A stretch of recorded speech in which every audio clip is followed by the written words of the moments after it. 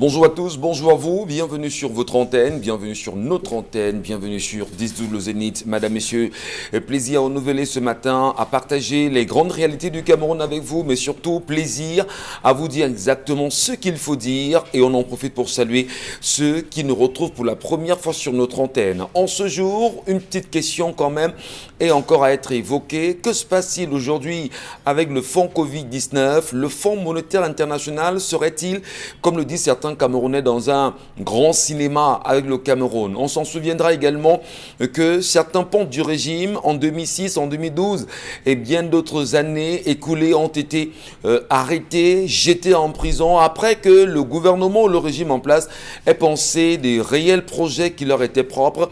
Et pour distraire le peuple, en réalité, on parle aujourd'hui d'une nouvelle tentative qui voudrait que l'on puisse mettre la main sur certains ministres qui auraient croqué à pleines dents les fonds Covid-19 pour certainement éloigner le peuple camerounais d'un projet fondamental qui est celui du gré à gré.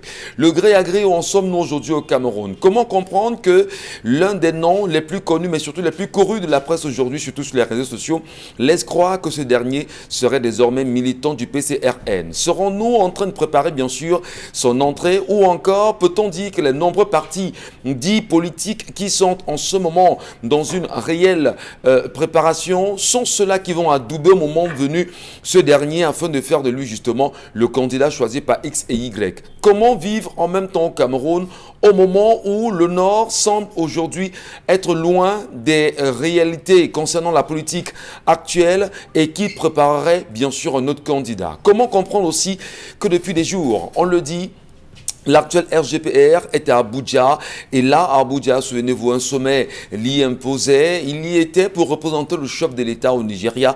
Et pendant cette rencontre, on a demandé à monsieur le RGPR de se mettre de côté et de laisser les chefs d'État décider et penser justement problème sérieux. Qu'est-ce qui se passe? Comment comprendre en réalité cela? Le Cameroun est en mouvement, madame, messieurs, bienvenue à tous. Installez-vous confortablement, restons vigilants, allumons le cerveau. Ensemble, il faut construire la nation. Chalamem Bachou, bonjour. Bonjour, monsieur Michel Ngachou. Bonjour à tous les téléspectateurs. Une grève se prépare du côté de Camerco. Cette fois-là, c'est avec les retraités. Les retraités de Camerco souffrent.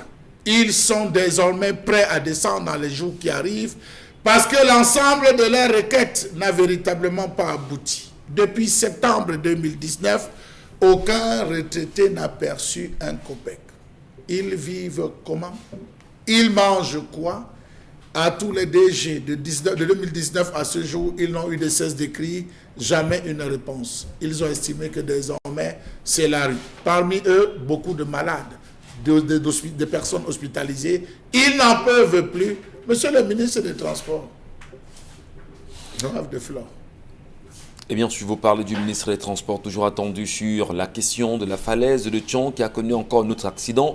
Il y a pratiquement 48 heures aujourd'hui. Réaction attendue. Que va-t-on dire? Doit-on aller à nouveau y inscrire 60 mois cette fois-ci au lieu d'y mettre 55 mois comme c'est le cas là-bas avec une plaque indicatrice? Bonjour à vous, Belmondo Ndjouaka, ce matin. Bonjour Michel Ngachou, bonjour à tous les téléspectateurs d'Equinox Télévision et des 10-12 le Zénith. C'est toujours un plaisir de les savoir nombreux connectés à ce programme. Renouvelé en même temps ce matin d'être avec vous. Bonjour. Bonjour à vous, Isabelle Carozopette. Bonjour à vous, Michel. Décidément, on se pose bien la question de savoir ce qui se passe du côté du marché Koulouloun à Douala. Jusqu'aujourd'hui encore, l'ambiance ou encore le climat reste toujours très tendu de ce côté-là. On parle encore d'un rebondissement côté violence. Décidément que cela puisse s'achever pour un retour au calme dans ces parties où des commerçants veulent exercer leur métier et les forces de l'ordre veulent faire bien évidemment leur boulot, c'est-à-dire faire régner la paix et la stabilité sociale. Dit bien sûr que Denise Fampou, la maire, sait exactement où se pose le problème aujourd'hui. Elle a fait un choix et dans ce choix, effectivement, il était question pour elle de voir dans quelle mesure ces derniers devraient payer 100 000 francs CFA pour occuper un espace. Eh bien, ce matin également, ils sont à nouveau descendus là-bas. La police y est, mais surtout les commerçants du marché Nkouloulou ont décidé de ne pas lâcher prise. Ils ont payé et ils veulent absolument qu'on les entende. Karine Santia, bonjour et bienvenue ce matin. Bonjour Michel Gatchou, bonjour aux téléspectateurs. Ce matin, j'entre avec une information qui intéressera certainement beaucoup Charlamel Batchou. C'est un imam condamné à 12 mois de prison et 6 mois ferme et 500 000 francs d'amende pour avoir prié en langue malinké au Mali au lieu de l'arabe. Et selon les informations, cet imam-là était notamment rempli de reproches. On lui reprochait notamment de prêcher en langue malinké dans sa mosquée au lieu de prêcher en arabe. Plusieurs fois, sa mosquée a été vandalisée pour cette cause-là. Et c'est bien sûr, c'est pas aujourd'hui ça date en même temps cette question, Karine Santia, c'est depuis des mois que cet imam du côté du Mali a connu ces reproches-là. Mais on se demande s'il faut parler de Dieu, s'il faut prier Dieu, s'il faut appeler Dieu. Est-ce que Dieu appartient simplement, du moins s'exprime en langue arabe, véritablement? En tout cas, merci pour ce biscuit que vous nous apportez ce matin. Madame, messieurs, vous faites bien de rester sur Equinox Télévision. Vous connaissez les plateformes à travers lesquelles vous pourrez bien évidemment réagir. Vous avez 10-12, le Zénith sur Facebook, notamment à travers Facebook bien sûr, ou encore Equinox TV. Merci. N'oubliez pas le contact qui s'affichera tout à l'heure au bas de l'écran. Votre commentaire, vos avis, ça nous intéresse. L'histoire de ce matin. L'histoire de ce matin, c'est l'histoire d'Ernestine. Elle est commerçante et mariée, elle est maman de triplés. Elle nous raconte que ça fait 2 semaines, elle a beaucoup de problèmes avec son mari. Chaque fois, ils se disputent, des grosses disputes. Parfois, il lui arrive quand même de lui donner des gifles, justement parce que Ernestine dit qu'elle s'est inscrite dans une réunion des anciens élèves. Qui donne le gifle? Son mari. Ah, d'accord. Elle s'est inscrite dans Elle reçoit des gifles de son mari. Oui, elle s'est inscrite dans une réunion des anciens élèves de son lycée parce qu'au départ, elle n'était pas informée de cette réunion-là.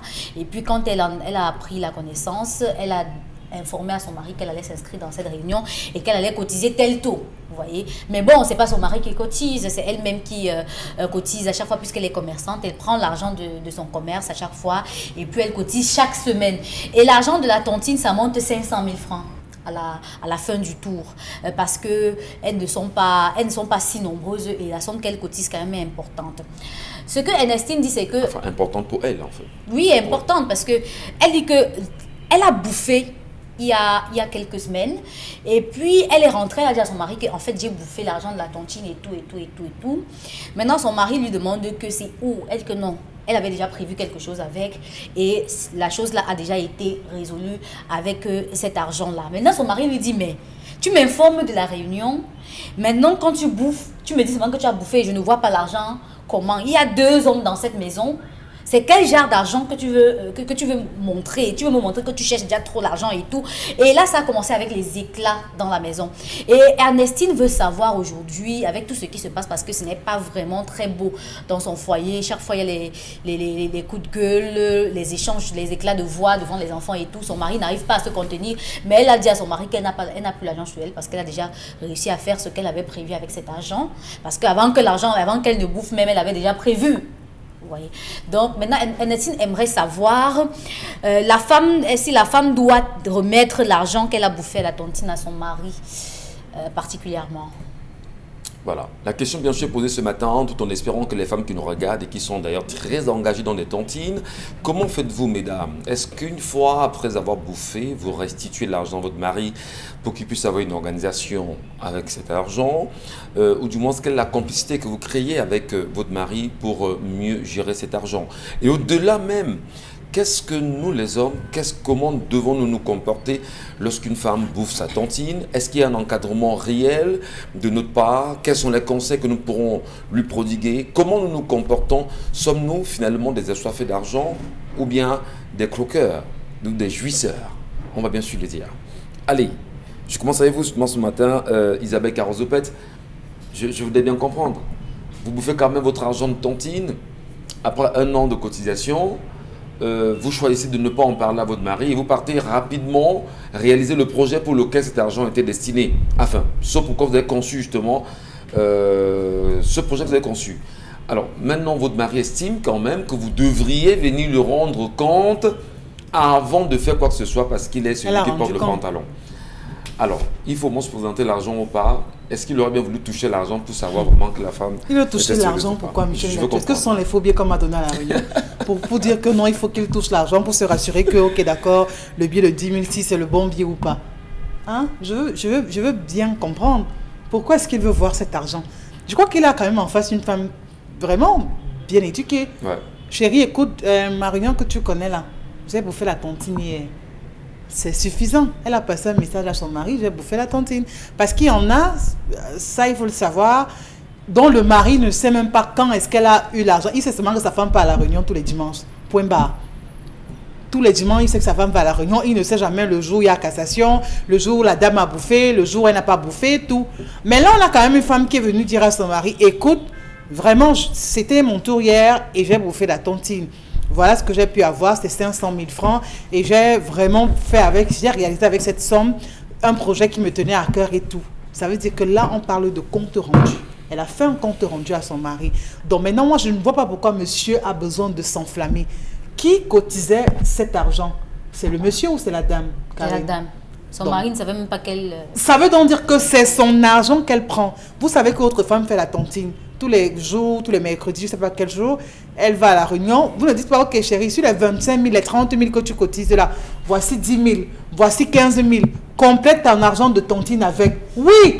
Michel Nga, tu ne me regardez pas comment c'est comme ça que les hommes sérieux font. Je vous écoute, madame. Je vous regarde parce que je suis intéressé par ce que vous dites. Je vous écoute, madame. C'est comme ça que les hommes, vraiment, qui ont quand même un peu d'affection, un peu... ce grand amour là pour leur femme se comporte. Chérie, tu cotises 30 000, quand tu vas à la réunion, il te donne 20 000 francs. Il sait que tu vas mettre 10 000 dessus, ça va faire 30 000 et tu pourras cotiser.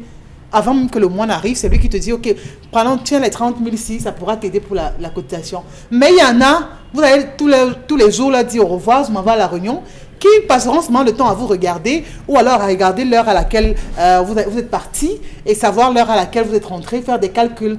Aujourd'hui, maintenant, vous venez dire, ok, d'accord, j'ai ramené l'argent de tontine et ça pose un problème dans le foyer. Ça ne devrait pas poser un problème parce que dans un couple, quand il n'y a pas de symbiose, il faut laisser tomber.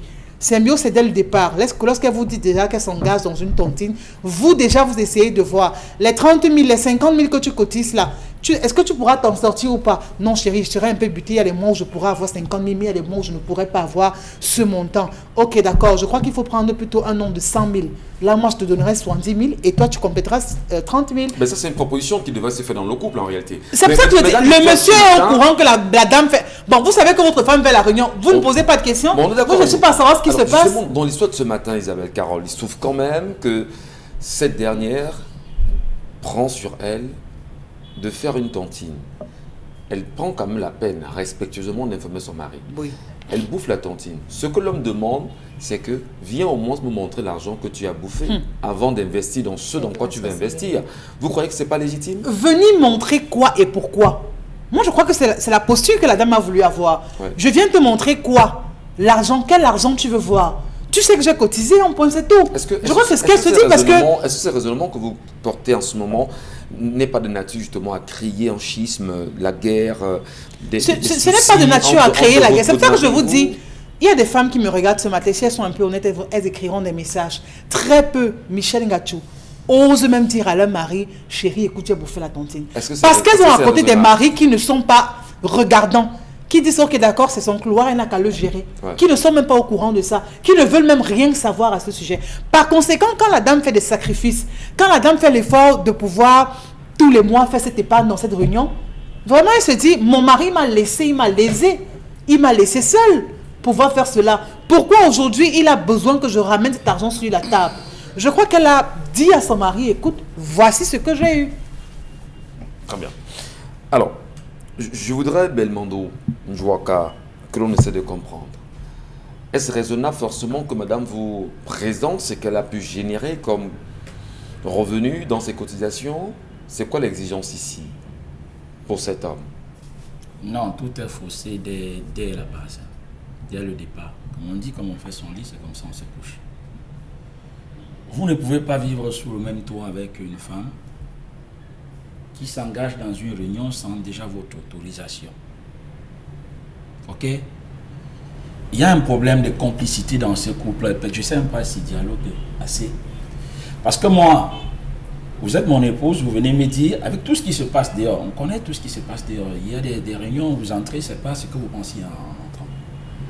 Quand votre épouse vient vous dire, je vais faire telle réunion, première des choses, c'est la réunion de quoi? Quels sont les buts de cette réunion? Avec qui sont les membres de cette réunion? C'est quoi l'objectif? C'est quoi l'objectif? D'abord, de la même manière qu'on demande à un enfant qui n'est pas encore en âge d'autorisation parentale, il faut aussi que l'épouse ait l'autorisation de son mari pour adhérer à cette réunion-là. Parce qu'il connaît les tenants, les aboutissants. Vous avez des réunions où la femme est allée emprunter de l'argent, peut-être elle est décédée, et c'est le mari qui est en train de supporter les charges alors qu'il n'était même pas au courant de cette réunion. On est venu, toute la réunion est venue chez lui. Donc, moi je dis que au départ, l'homme devrait savoir les buts de la réunion, les objectifs de la réunion, avec qui siège, combien est-ce qu'elle cotise, comment est-on cotisé. Il faut arrêter tout ça. Et à quoi va servir cet argent? Ensemble, puisqu'on est un couple, on ne forme plus qu'un.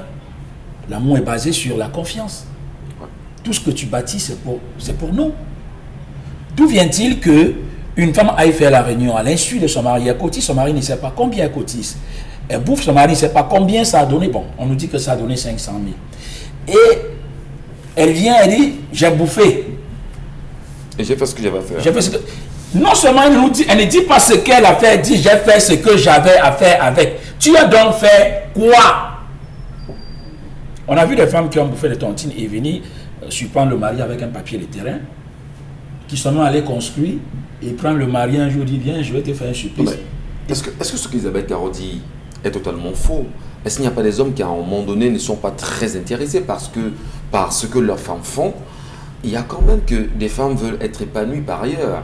Elles veulent se sentir, on va dire, en société, avoir une éventuelle contribution, être dans une association. D'accord, il faudrait avoir l'accord du mari. Mais est-ce qu'à un moment donné, c'est parce que certains hommes, comme vous et moi, et comme bien d'autres, on peut être désintéressés par les projets, les visions de la femme et ce qui ferait qu'elle peut se dire qui est mieux, elle fait ce qu'elle a à faire et voilà. Est-ce que c'est pas nous le problème parfois? Non, la femme, le mari étant chef de famille, il est responsable de tout ce qui se passe sous son toit. Ok? Ouais.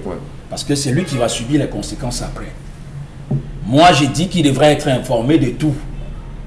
Il ne s'agit pas, pour moi, c'est pas venir montrer la voici l'argent. Non, c'est pas ça qui m'intéresse. Qu'as-tu fait de cet argent? Au départ, déjà, quand tu en as une tontine, il faut que je sache déjà le but. Quels sont les objectifs? Est-ce que tu vas l'aider à faire cette tontine? Mais à partir du moment, et c'est là où justement se pose le problème des dialogues.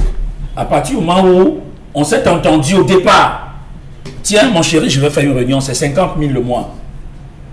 Une femme avisée, tiens, informer son mari, elle dit, compte tenu de mes revenus, il est même clair que je ne puisse pas à un certain moment cotiser et je souhaiterais que tu me soutiennes dans cette cotisation parce que voilà ce que je vais réaliser. Voilà ce que je vais... Peut-être on est en location, je veux qu'on sorte de la location. Il y a des hommes, ma part des contributions dans ça, c'est que je vais cotiser et au moins avec cet argent, ça sera ma part des contributions pour la construction de notre maison. Oui, voilà. Vous estimez qu'il y a un problème à la base de communication. Oui. Alors vous, l'homme, vous vous rendez compte que votre femme est dans une association sans vous tenir informé. Quelle est l'attitude à tenir pour mieux comprendre ce qu'elle fait, pour mieux l'accompagner ou du moins peut-être la sortie de là? C'est quoi l'attitude? Déjà, il faut comprendre, il faut savoir le fond de l'association. C'est quoi l'association? C'est quoi le but de l'association? Et si je me rends compte que ça n'adhère pas à ce que je pense, moi je serai le premier à lui demander de quitter cette réunion. Ok, cette association-là. Il ne faut pas confondre ça avec les... Parce qu'il y a ce qu'on appelle les haladis, les femmes font marcher. Ce n'est pas ça l'association. Hein? Ouais. Moi, je parle de réunion. Parce qu'il y a des Bayam Salam qui ont leurs petits 50, 100 francs et lancent au marché. Ça, c'est autre chose. Je ne vais pas aller contrôler si ma femme est Bayam Salam.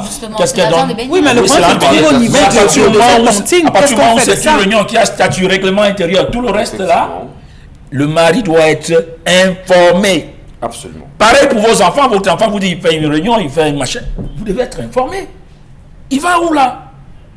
Très bien. Est-ce qu'à un moment donné, Karine Sontia, c'est pas parce qu'il y a des hommes qui sont cupides, en réalité, qui sont dans une cupidité à nous autre pareil, qui ferait que leur femme choisirait de ne rien leur dire, de faire ce type de surprise-là, et qui, au final, peut créer justement des étincelles, comme on le disait à l'instant. Justement, c'est certainement la cupidité des hommes qui peut pousser des femmes à avoir cette volonté individualiste quand il s'agit des revenus ou des épargnes dans le couple, parce que la réunion, c'est l'épargne. Faire des tontines, c'est faire de l'épargne d'une autre façon, Ouais. c'est de l'épargne. Et pour qu'on s'en sorte dans ce genre de sillage-là, il faut qu'on fasse des réserves d'argent pour un objectif. On ne se lève pas un matin, on se dit je vais aller garder l'argent ou alors je vais entrer dans une réunion des femmes solidaires juste parce que je suis solidaire. Non, c'est parce que vous avez un objectif. Et la particularité de ces objectifs, c'est que la plupart du temps, quand les femmes qui sont mariées y entrent, c'est en fonction du statut de leur mari, parce qu'on n'entre pas dans les réunions n'importe comment. Généralement, quand c'est communautaire, c'est en fonction peut-être de l'âge de votre mari, Ouais. de la génération à laquelle appartient votre mari. Maintenant, si c'est avec les amis du lycée, comme c'est le cas avec la dame, c'est généralement des personnes qui se connaissent. Vous voyez? Maintenant, vous avez des amis du lycée. Si on tourne avec la réunion, vous avez dit que souvent elle arrive chez vous. Maintenant, si on ne tourne pas avec la réunion, ça veut dire que vous sortez souvent, vous partez à la réunion. Et du coup, quand vous rentrez le soir, il y a parfois des commentaires que vous pouvez lancer par rapport à ce qui s'est passé. Ça arrive. Parfois, c'est pas, vous ne voulez même pas lui dire ce qui se passe. Mais après, dans 1, 2, 3 commentaires, vous sortez 2, 3 phrases qui ont trait à votre réunion. Marie Cupide ou homme Cupide, on doit craindre justement son homme et ne rien lui dire ou pas? Non, ce n'est pas de ça qu'il s'agit. Ne rien lui expliquer? Non, ce n'est pas de ça qu'il s'agit. Les groupes d'individus, les groupes qui sont constitués d'hommes ont une charge énergétique et spirituelle parce qu'on y va pour un objectif. On ne va pas pour se balader. C'est la raison pour laquelle même quand vous êtes dans votre maison familiale avec papa et maman, parfois c'est lui qui vous propose l'association ou la réunion que vous devez faire parce qu'en fonction de comment est-ce qu'ils ont constitué leur groupe et tout, ils ont des objectifs. Donc on ne va pas juste siéger pour siéger. Maintenant, le fait que vous bouffiez ne doit pas être l'ingrédient nécessaire pour orienter comment vous allez vivre. Quand vous cotisez, que ce soit votre argent ou pas votre argent, il est important de le dire, comme la femme a dit. Maintenant, quand vous avez réussi à dire, parce que si vous ne voulez pas qu'on sache, ne dites à personne. Est-ce qu'il n'y a pas de Mais quoi, est-ce qu'il n'y a quand pas de vous quoi le dites- craindre, Karine Santia, dans un monde qui est en délitement aujourd'hui, notamment dans nos sociétés africaines, où on sait Justement. qu'on a des associations, parfois on vous dira que l'argent que vous avez bouffé, sachez que l'on attend un chèvre ici ou bien un Justement. poulet après. C'est pour Et ça quand qu'il vous faut dites en demain parler. que c'est pas le poulet qu'on attendait, la chèvre qu'on attendait, mais là, c'est déjà est-ce autre que c'est- est-ce que chose. c'est pas justement de nature pour l'homme justement à avoir peur et s'intéresser profondément sur le type d'association et qu'est-ce qu'elle a fait de l'argent et les origines de cet argent, Julie Est-ce Karine? que vous savez qu'il y a des associations qui vous donnent un argent que vous ne pouvez pas faire quoi que ce soit avec? C'est-à-dire que Oui, c'est le vous savoir avez faire. bouffé votre argent que vous avez Mais là, dans l'histoire, on parle de ce que le monsieur a déjà validé. Le Justement. point n'est pas au niveau de la société, puisqu'il a validé. Je peux Non, mais terminer c'est pas quand parce même. qu'il a validé qu'il va dire n'importe quoi quand même, Vous Isabelle pouvez bouffer un certain argent dans une association et après vous ne faites rien avec. Vous investissez, ça ne donne pas. C'est pourquoi je dis que il faut parler. Le fait que quand vous avez un enfant qui est tout petit et qu'un étranger vient et lui donne l'argent, quand vous rentrez et que l'enfant vous montre que papa, voici l'argent que tonton tel a donné, ça ne veut pas dire que l'enfant ne pouvait pas utiliser sans vous donner, mais c'est pour que de manière spirituelle et psychologique, vous ayez de l'emprise un peu sur ce qui entre dans votre maison. Parce que c'est très important. Certainement, la femme n'a pas pris directement la réunion et est partie gérer le problème avec elle. Elle est quand même d'abord rentrée à la maison Non, mais, avant mais dès que d'utiliser. l'histoire a été racontée, elle lui fait Ouais, savoir que elle a Elle a déjà fait fait ce un qu'elle avait compte à rendu. faire. Voilà. Bon, Isabelle, vous êtes le compte rendu. Oui, c'est ce Mais qu'elle vous a n'êtes pas, fait. vous n'êtes pas pour, on va dire, la complémentarité, je veux dire, l'action conjointe qui voudrait que, permettez, que l'homme et la femme, par rapport à votre projet, que vous puissiez compléter vos idées et rendre possible l'action que vous voulez mettre en place quand même. Mais L'union des pourquoi forces, ce que vous dites- l'union des forces, Pourquoi ce que vous vraiment, dites- c'est ce qu'on veut dans le couple, c'est ce que tous les couples souhaitent. Mais malheureusement, les foyers ne sont pas les mêmes. Les réalités ne sont pas les mêmes dans des foyers. Il y en a, je dis, de commun accord qui estiment, madame fait une cotation de 50 000, monsieur fait une cotation de 100 000 et c'est connu des deux partenaires. Encore que même le montant de la tontine est délibéré par les deux. Ils décident ensemble. Oui, mais dans vous le cas avez d'espèce, un homme. l'homme ne connaît rien. C'est ça le Mais il problème. le connaît, il sait que ça Il va pas à la connaît rien. réunion. Oui. Je peux terminer.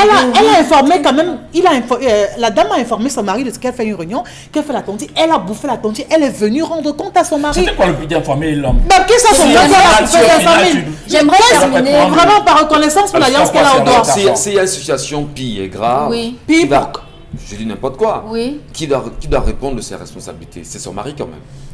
Oui, parce que ça va engager la famille, ça ne va pas engager la femme toute seule. C'est pour ça que je disais que les associations ont des charges spirituelles très fortes. Maintenant, pour terminer mon point de vue, je vais dire ceci. Tout commence à la jeunesse. Si on ne vous a pas appris à rendre des comptes ou alors à partager les informations que vous avez de manière libérale, vous aurez de la difficulté à le faire une fois que vous serez marié. Maintenant, si vous êtes dans un couple où chacun cache sa chose, l'autre cache sa chose, et puis vous vous retrouvez à la maison comme deux étrangers, c'est normal que vous viviez de cette façon-là. Donc, je pense que ce couple gagnerait maintenant à refonder les bases de leur communication. Fondamentalement, Chalamel Badjou, Karine Sontia revient sur l'élément essentiel qui serait de refonder l'élément capital pour le mariage. On peut donc dire aisément qu'ici il n'y a pas mariage. Monsieur Michel Ngachou, l'homme a fauté sur un point.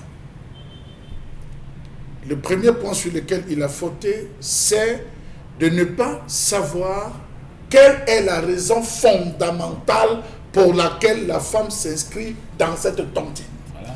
Nous avons des tontines au village de vin blanc. Nous avons des tontines de cola. Ça, je vous dis, jusqu'aujourd'hui, ça existe. Les tontines de vin blanc, ce n'est pas d'argent.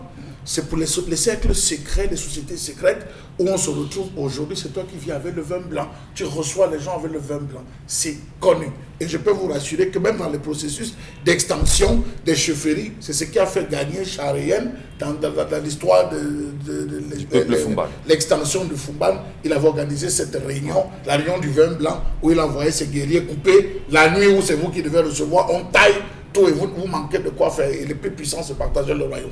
C'est le premier point. Vous avez les tontines de mariage. J'entre dans cette tontine parce que je veux me marier. Ça produit mes 3-4 millions. J'ai mon âge de la dot et du mariage. Je fonce. Vous avez les tontines de terrain. Je n'entre dans cette tontine que parce que j'ai l'argent. Je cherche l'argent pour acheter mon terrain. Vous avez les tontines voitures, tontines d'essence, tontines maladie, tontines décès. Il y a plein de tontines. L'homme ne sait pas quelle est la raison pour laquelle sa femme est entrée. Juste dire que j'en ai eu rayon des anciens amis. Anciens, ça peut dire rayon des anciens copains. Anciens chauds. On n'a pas eu la bonne définition. Déjà à ce niveau, ça me pose un problème. Deuxième chose, les problèmes de la femme s'arrêtent le jour du mariage et ceux de l'homme commencent le jour du mariage. Tout ce qui entre dans le domicile de l'homme attend l'approbation de l'homme. Ouais. Regardez-moi bien, Isabelle Carole.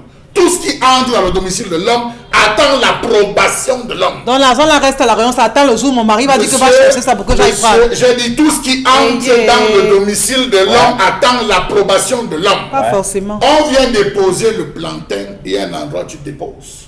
J'arrive, le plantain que tu vois là, c'est Massanda qui a donné. Ok, mettez à la cuisine. Si je demande que ça ressort, ça n'entre pas chez moi. Tout ce qui sort de chez l'homme sans son approbation n'entre plus. C'est monsieur Michel. Parfaitement. Tout ce qui sort de chez l'homme sans son approbation, vous arrivez chez vous, vous trouvez la voisine qui vient vous remettre la fourchette en disant que c'est la fourchette que j'ai empruntée. Monsieur Michel Ngachou, faites sortir cette fourchette et même votre femme s'amuse, vous la mettez dehors parce que rien n'entre ne sort sans l'approbation de l'homme. C'est important que les gens le sachent aujourd'hui. La famille est constituée comme monsieur Michel Ngachou, un État. Le pouvoir judiciaire, c'est la famille. Le pouvoir législatif, c'est l'homme. Et le pouvoir exécutif, c'est la femme. La femme exécute les instructions du pouvoir législatif incarné par l'homme. C'est l'homme qui vote les lois chez lui. D'où vient-il? L'homme peut vous dire, madame, vous arrivez dans chaque foyer, il y a des règles. Votez par l'homme. L'homme peut arriver et dire à sa femme, tu entres à 18h. Chez le voisin, l'homme dit à sa femme, tu entres à 23h. C'est chaque nom, permettez de le dire. Donc, dans cette famille, l'homme aujourd'hui se rend compte que la femme a bafoué son autorité. C'est de l'autorité dont il est question. Madame, tu as pris 500 000, tu rentres. Tu me présentes les 500 000. Vous nous racontez l'histoire de votre ami qui a perdu le travail. Et donc la femme, un jour est arrivée, elle a géré l'argent. C'est vous qui me racontez ça ici. Il a dit à Donazal, bénis aux enfants. Du pain. Du pain aux enfants. Ouais. Et l'homme lui a dit, madame, ça se passe pas comme ça, vous ne jouez pas avec l'autre. C'est l'autorité de l'homme qui est question. Une femme qui décide de bafouer l'autorité de l'homme, M. Michel Ngachou, est une femme qui décide elle-même d'acheter le format A4, d'acheter un stylo et de demander à l'homme de rédiger la lettre de répudiation. Donc dans ce cas, il fallait justement ramener l'argent à la maison d'un point. Mais non, si le mari est cupide, qu'est-ce qu'on fait de ce mari? et qu'elle trouve quand même la peine de dire, ben, sachant que si je ramène l'argent à la maison, il peut me désorienter sur mon projet fondamental.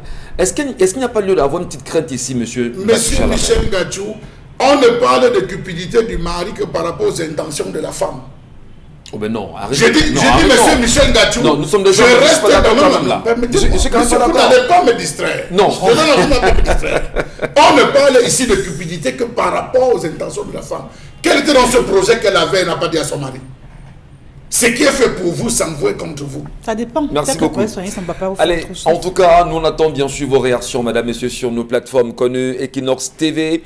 Pour ceux qui nous regardent sur on va dire, à travers ce canal, sur Facebook, bonjour à vous là-bas.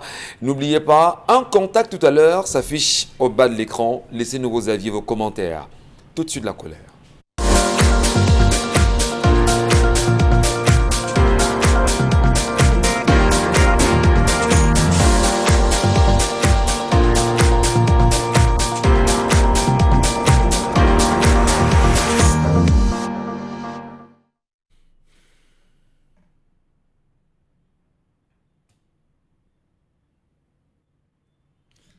Je m'interroge ce jour sur la question de la précarité du personnel de santé au sein des formations sanitaires publiques dans ce pays, abrégé formation sanitaire FOSA.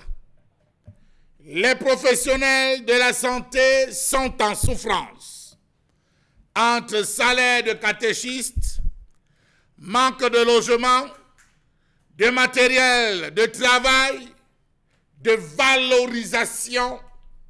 Les blouses blanches ne savent plus à quel sens se vouer. Près de 4453 personnels de santé sont en situation de précarité dans les régions du centre, du littoral et de l'ouest. Comment comprendre que la majorité des formations sanitaires ne respectent pas les textes réglementaires appliqués à la gestion des quotes-parts et primes?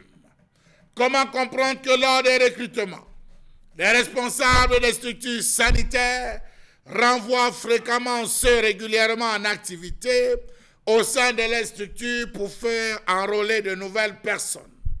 Que dire de la non-reconnaissance du personnel soignant tombé au front de la lutte contre le Covid-19, des personnels, des téléopérateurs travaillant depuis le déclenchement de cette crise qui n'ont jusqu'à ce jour pas reçu un seul copec, mais plutôt des menaces?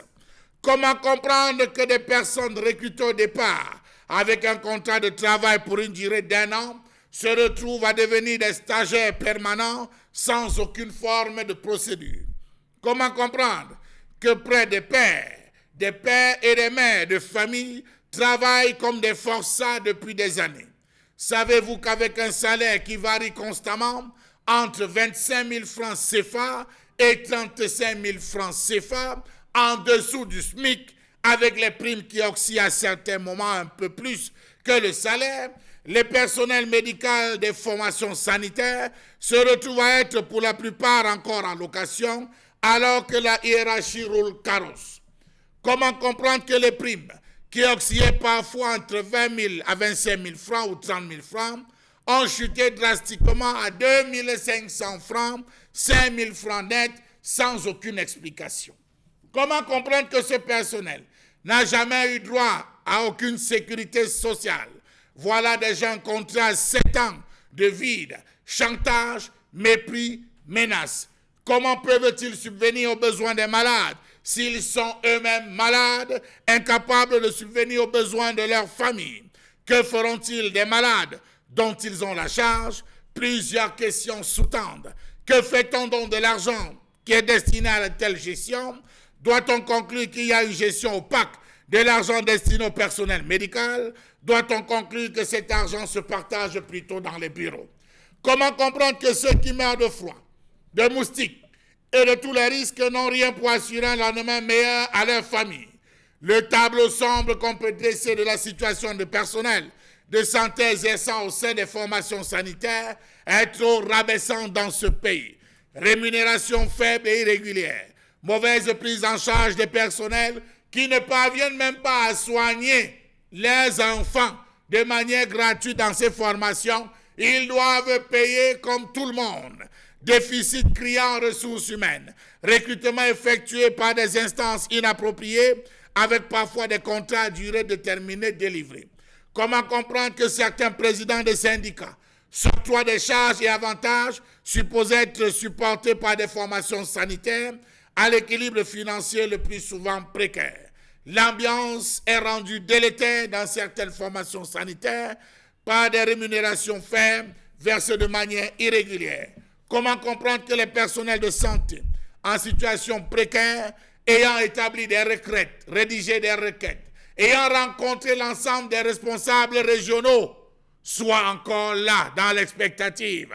Ils ont forcé jusqu'à rencontrer le ministre de la Santé, André Mamafouda de l'époque, qui avait promis, rien n'a été fait. Ils ont forcé, ils ont rencontré Manaouda Malachi, qui a promis, mais en attendant, on attend comme l'enfant de cirage. État de choses qui fait qu'à la fin du mois, il y en a plein de ces personnels qui ne sont pas payés. Au Cameroun, on compte approximativement 1,1 médecin et 7,8 infirmières et sages-femmes pour 10 000 habitants. Le salaire moyen d'un médecin varie entre 155 300 et 173 000 francs, bien en dessous du minimum des 500 000 francs CFA suggérés en fin d'analyse pour permettre aux médecins de vivre avec un minimum de décence au Cameroun. Nous étions en 2017. Les médecins en zone rurale opèrent les malades dans l'obscurité, sans groupe électrogène. Il est temps que les patients camerounais aient accès à eux-mêmes, peut-on dire. Quel est le sort réservé aux différentes primes du personnel médical, primes de technicité, primes d'astreinte, primes de santé publique? Tout cela disparaît sans qu'on ait une trace. Le personnel médical est à bout dans les formations sanitaires, raison pour laquelle, en dépit de tout, on assiste à des morts, des décès étranges, parce que celui qui est mal tenu peut rentrer en pharmacie, prendre un produit quelconque, faire une injection, voir un patient en pleine agonie et dire « Quoi va me faire ? Est-ce que je suis désormais payé ?» La santé n'a pas de prix, mais lorsque le prix arrive, c'est les responsables des formations sanitaires qui savent où le placer dans des comptes bancaires et dans des poches bien enfouies. Colère exprimée à l'instant, madame, monsieur, on va bien évidemment faire un petit clin d'œil à tous ce personnel ou ces personnels qui sont dans les formations sanitaires au Cameroun et qui vivent en même temps des réalités extraordinaires. Certainement pour beaucoup, là-bas, ils broient du noir. Comment en sortir aujourd'hui? Eh bien, le regard est porté, qu'on le veut ou non, sur le gouvernement camerounais. Le regard en même temps est porté sur le ministre actuel de la Santé, puisqu'on ne pourrait parler de formation sanitaire sans pour autant pointer le doigt sur ce dernier. Avant de dire justement que Manaouda aurait une tâche particulière dans cette question évidente en débat ce matin, il est important de dire que le problème ne date pas d'aujourd'hui. Alors, donner 150 000 francs, 155 000 francs à un médecin au Cameroun, et pourtant, en 2017, un débat statuait sur 500 000 francs qu'il fallait leur reverser comme salaire mensuel. Et qui avait été validé justement, où en est-on? Comment peut-on comprendre qu'au Cameroun, véritablement, que l'on sache qu'on a, comme on le sait aujourd'hui, les médecins qui ne sont pas respectés, tout comme les enseignants en réalité. Alors, le minimum basique qu'on voudrait, les soins de santé au Cameroun, lorsque les médecins, le personnel sanitaire est autant chosifié, à quoi peut-on s'attendre pour la santé des Camerounais aujourd'hui? Je voudrais en même temps que l'on essaye tant bien que mal de relayer, de révéler, de revoir les problèmes que ces derniers posent dans leurs différentes formations sanitaires. J'aime aller dire ici qu'on a pris parfois le temps d'aller dans ce qu'on appelle, entre guillemets, l'arrière-pays. Là-bas, on a le sentiment que l'hôpital n'existe pas, Isabelle Carole Zoupette. Je crois qu'on n'a même pas besoin d'aller dans l'arrière-pays, Michel Ngacho, parce que quand vous parlez, vous citez par l'arrière-pays, ça donne l'impression que nous, ou encore dans les grandes métropoles, on va pour le mieux. Bien au contraire, je crois que c'est la même ambiance, hein, c'est le même climat plutôt triste ou encore le même visage plutôt hideux que ces hôpitaux, ces formations hospitalières ou encore le personnel médical présente, qu'on soit dans une région comme dans une autre, c'est les mêmes pathologies dont on souffre. Ce personnel médical, justement, aujourd'hui, est clochardisé. Ce personnel médical aujourd'hui n'est pas traité à sa juste valeur. C'est la raison pour laquelle, quand vous arrivez dans les formations hospitalières, le médecin fait vite de vous donner sa carte pour vous dire que, ok, d'accord, j'ai ma clinique. Si tu as besoin que je te fasse un bon suivi, vraiment, que je réponde à toutes tes questions et tout, vraiment, passe à ma clinique parce qu'ici, il y a tellement de patients, je ne pourrais pas répondre à votre question et tout. Vous voyez d'abord une personne qui a du mal. Ça, c'est au niveau des grandes villes. Hein. Oui, oui, ça c'est au niveau de... Dans l'arrière-pays, entre guillemets, comme j'ai très bien dit, de ce côté, il n'y a pas de clinique forcément. Il n'y a pas de clinique forcément, encore que là-bas, c'est bien plus catastrophique. Ça, il faut tout de même le relever parce que le plateau technique laisse à désirer. Vous avez des endroits où vous trouvez un médecin. Un seul médecin dans un hôpital.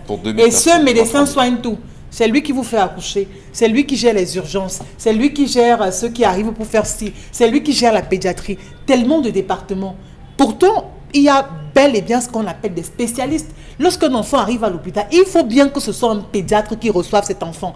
Que les généralistes cessent de faire ce qu'ils sont en train de faire là. Parce que ce n'est pas comme ça que les hôpitaux devraient être structurés. Il y a des spécialistes qui sont bloqués et les généralistes interviennent. Il y a des secteurs où les généralistes... Oui, mais je dis... Les PMI, ils s'en sortent bien. Il y a des hôpitaux où il n'y a pas de spécialistes. On a besoin de rencontrer quelquefois un spécialiste. Mais il y a des hôpitaux qui n'en disposent pas. Vous avez un médecin généraliste qui reçoit tous les patients de toutes les pathologies. On ne remet pas en question leurs compétences, mais sauf qu'on dit, c'est pas pour rien que ces départements existent. Maintenant, c'est des personnes qui devraient être bien rémunérées. C'est des personnes qui devraient être des modèles. C'est des personnes qui devraient inspirer de par leur niveau de vie, de par leurs compétences et tout ce qui va avec. C'est une volonté justement du régime en place, du gouvernement, si vous voulez, de l'État, puisqu'il y en a qui trouveront que les mots n'ont pas la même signification. C'est une volonté justement de torpiller la santé des Camerounais en rendant ce personnel, du moins en les amenant à vivre dans une telle précarité. Exactement, je crois qu'il y a une réelle volonté à les faire vivre dans ce genre de situation. Parce qu'il faut le dire, si ce gouvernement, s'il y avait des mesures strictes et fermes qui imposaient à tous ces membres du gouvernement de se soigner dans les formations hospitalières du pays, Michel Ngachou, on ne devrait pas vivre ce qu'on vit aujourd'hui. On le vit tout simplement parce que c'est nous qui le vivons. C'est-à-dire que c'est une catégorie de personnes, mais eux, ils sont exclus de ces formations hospitalières. Parce que pour une grippe, pour un palu, ils prendront un vol, qu'ils iront en France, qu'ils iront en Suisse ou encore quel autre pays pour pouvoir se faire soigner. Parce qu'ils savent eux-mêmes, consciemment, l'état dans lequel se trouvent les hôpitaux aujourd'hui au Cameroun, le niveau même, justement, de ces médecins. Parce que, par défaut de ceux qu'on devrait avoir qui sont compétents, on est obligé peut-être de prendre une infirmière qui se retrouve en train de rejouer le rôle des médecins. Très bien. Alors, Karine Santé, on parle bien sûr ce matin de la précarité du personnel de santé dans les formations sanitaires au Cameroun. Et quand on parle de personnel de santé, c'est dans la globalité. Il y a des infirmiers, et des chirurgiens, et des sages-femmes, etc. Dans la globalité, le Cameroun est malade de ses médecins. Comment soigner les médecins qui sont eux-mêmes malades au vu de ce que le gouvernement fait pour ces derniers?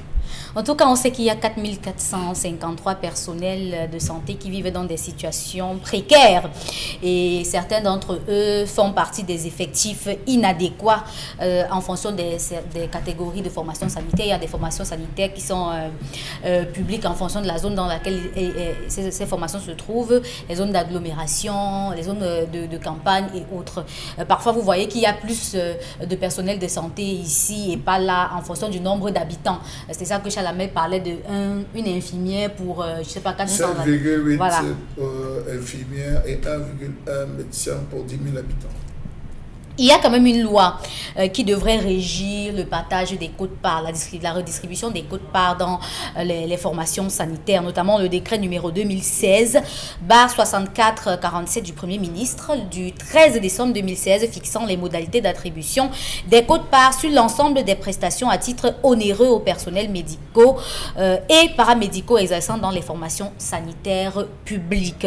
Et l'article 2 notamment dispose que les prestations mentionné lors des consultations, par exemple, ou les visites d'un praticien venant de l'extérieur de la formation sanitaire sur appel du malade ou de ses ayants droit. Il s'agit notamment des analyses et les examens de laboratoire, les actes médico-chirurgicaux, les actes médico-sanitaires, les soins radiologiques, les restaurations et hôtellerie et des services post-mortem. Ça veut dire que tout cela devrait être à la fin. À la fin, vous devez remettre une partie de cet argent à la régie de l'hôpital qui se charge d'organiser la redistribution des quotes-parts. Voilà comment est-ce que ça, c'est justement l'organisation étatique de cette donnée-là. Maintenant, il y a l'applicabilité pour permettre à ce personnel de santé de vivre dans l'aisance et de sortir de la précarité. Le problème, c'est qui? Ou c'est quoi? Le problème, c'est l'organisation du système de santé au Cameroun. Ouais. On le vit un peu mal, mais notre système de santé n'est pas organisé. On a l'impression que, puisque les hôpitaux sont tenus de renvoyer de l'argent à l'État, ça réduit la capacité ou encore la responsabilité de l'hôpital envers ses employés ou encore envers son personnel soignant. Parce que l'hôpital commence à obéir plus à la hiérarchie qu'au personnel qui est censé protéger la vie. Vous voyez un peu? Ça fait que, par exemple, une infirmière qui est dans un centre hospitalier, qui doit recevoir un malade, elle est plus à même à parler de l'argent au malade qu'à parler de ce dont le malade souffre, afin d'accompagner le malade dans sa guérison. Ça complique un peu la situation parce que il y a plusieurs problèmes qu'on peut reprocher dans nos formations sanitaires. Il y a déjà la prise en charge des patients qui est un problème, les arriérés de salaire et des quotes-parts qui sont un gros problème, mais aussi le recrutement dans les instances inappropriées. Il y a des infirmières dans les occupations, les centres hospitaliers publics qu'on recrute partout. C'est-à-dire qu'un directeur d'hôpital a sa clinique où il a formé une infirmière. À un moment donné, il retire l'infirmière dans la clinique, il envoie dans l'hôpital public, il retire celle de l'hôpital public, il envoie dans sa clinique et ainsi de suite. Vous voyez qu'il y a comme un gros désordre dans cette organisation qui pousse même parfois le personnel lui-même à ne plus savoir où il se trouve. C'est pour ça que vous voyez, les syndicats ont du mal aujourd'hui à pouvoir protéger vraiment leurs membres. Et c'est une question de précarité qui fait parler quand même plus d'un aujourd'hui. Omniobé parlait, souvenez-vous, Benjamin Ndjouaka, de lutte unie sur tous les fronts.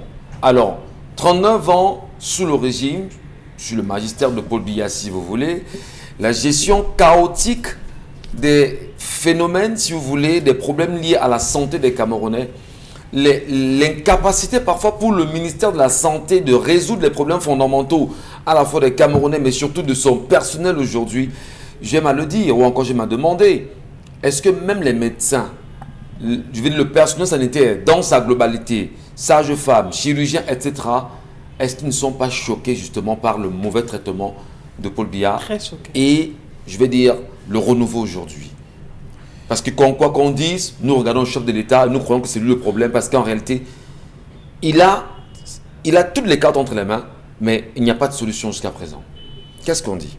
Ouais, mais je discutais encore avec un ami hier qui, lui, se plaignait du fait que nous faisons encore parler des choses qui ne marchent pas, qui ne vont pas dans ce pays. Et moi, je lui ai posé la question, si tu connais quelque chose qui marche, dis-nous. Fais-moi part de ça et puis je te promets qu'on en parlera. Vous voyez, dans tous les domaines, vous pouvez me dire ce qui marche au Cameroun? Rien du tout. Je lui ai mis au défi, dis-moi quelque chose qui marche. On parle de qu'est-ce qui entraîne la corruption? C'est aussi ce genre de choses. Quand quelqu'un travaille, c'est sacrifié. Il n'a pas de salaire, il n'a pas de profil de carrière, il n'y a rien du tout. Vous parlez des problèmes. On a parlé du manque d'effectifs. Mais quand on vous parle de près de 4400 charges, mais pas de 4453 personnels en situation de précarité, ça veut dire que c'est le personnel occasionnel, c'est le personnel contractuel, temporaire, oui, ou encore le personnel, comment on va appeler, saisonnier. Voilà. Occasionnel, temporaire, oui, oui, voilà. Ils sont là. Quand on demande au ministre de la Santé, le docteur Manaoula Malachi, il vous dit carrément, vous n'avez pas le chef de l'État. Ouais. Il vous dit carrément que non, l'État n'a pas les moyens de les prendre en charge, de les insérer dans la fonction publique. Et pourquoi l'État donc les confisque dans ces hôpitaux que de les libérer? Allez-y donc poser la question. Quand c'est le ministre de tutelle qui vous dit que l'État ne peut pas les prendre, ça, débrouillez-vous. Et on voit ce qu'on voit dans nos hôpitaux. Isabelle Carole parlait tout à l'heure des hôpitaux où vous arrivez, où le médecin, au lieu de vous soigner, vous pose plutôt sa carte de visite. Parce que là... Il veut vous désorienter. Voilà. Donc, ça pose un problème. Et ce tableau-là, même c'est... Vous réorientez. Tu parlais de l'arrière. Voilà. Je crois que c'est un tableau peint plutôt même dans les grandes agglomérations. Je crois que c'est le littoral, le centre et l'ouest dans une moindre mesure. Ouais. Ne parlons pas de l'arrière-pays parce que là, même des formations, il n'y en a même pas. Voilà. C'est très grave. Donc tout le tableau qu'on peint là, c'est même dans les grandes agglomérations. Donc vous voyez, donc, vous parlez des sages-femmes. Franchement, parlons de la retraite. Vous allez, votre femme va accoucher. Vous voyez une maman qui est là. Depuis 50 ans, elle est là. Sage-femme. Sage-femme. Elle est là. Une vieille maman, une grand-mère. 35 000 de salaire. 35 000 de salaire. On n'a pas bougé. Soyons sérieux. C'est pour cela que quand vous venez, une femme vient vous accoucher, on torture. Il faut donner ceci par là. Elle vous accoucher avec les nerfs, la tension. Ça fait peur quand même parce que quand on regarde les maternités aujourd'hui et vous dites qu'il y a quand même des dames qui ont 35 000 francs de salaire en tant que sage-femme pendant 50 ans. C'est pourquoi quand vous arrivez dans les maternités, il faut d'abord monnayer. Il faut monnayer. La sage-femme qui est là. Sinon, votre soeur ou votre femme que vous êtes venu accompagner sera dans de sales draps. Mais on vous donc, laisse dès que vous arrivez, vous donnez 10, 15, 20 000, 30 000, ça dépend. Là, maintenant, on commence à être à l'écoute. À défaut de ça... Justement, ce matin, elles seront très heureuses en disant qu'au moins, elle a compris la chose. Nous, on les attend ici. C'est ça le danger. Non. On poursuivait pour Benjamin. Oh, j'étais en train de dire, vous avez donc ces sages-femmes-là qui ne gagnent rien du tout et qui récupèrent un tout petit peu sur les pauvres patients qui arrivent. Sur les bords. Voilà, sur les bords. Elle parlait de... Quand vous venez, la femme, on vous menace. Quand le mari, lui, le père de l'enfant arrive, c'est la même chose. On vous arnaque. Absolument. OK. On fait payer des médicaments. On n'en plus fini. Le même médicament 10 fois. On a peur pour ces jeunes-là qui, justement, comment ils vont faire? Quand les vieux qui sont là, on voit la situation des vieux qui sont là, qui gagnent 35 000 francs le mois. Très bien. C'est scandaleux. Petite virgule, Karine Santia, rapide. Oui, vous savez qu'avec la situation sanitaire qui s'est présentée à nous en 2020, le personnel soignant a été le plus touché et le plus abandonné au Cameroun. La plupart d'entre eux ont travaillé parfois avec un gant, peut-être pendant 2 jours, c'était obligé de retirer et laver. Vous savez que les gants en latex, là, généralement, il faut les changer à chaque fois que vous avez travaillé avec. Et la plupart d'entre elles, les masques chirurgicaux qu'on distribuait, c'était vraiment en compte-gouttes. C'était pas évident. Certaines se retrouvaient à laver souvent le masque chirurgical au moins 3 fois par semaine et le réutiliser. Donc, c'était pas vraiment évident. C'est une partie qui a été abandonnée carrément. Et vous voyez que le personnel soignant a beaucoup perdu la vie pendant la période forte de la pandémie. Très bien. Alors, cher Lamine Bachou, les grèves, c'est peut-être pas une solution. Interpeller le Parlement aujourd'hui.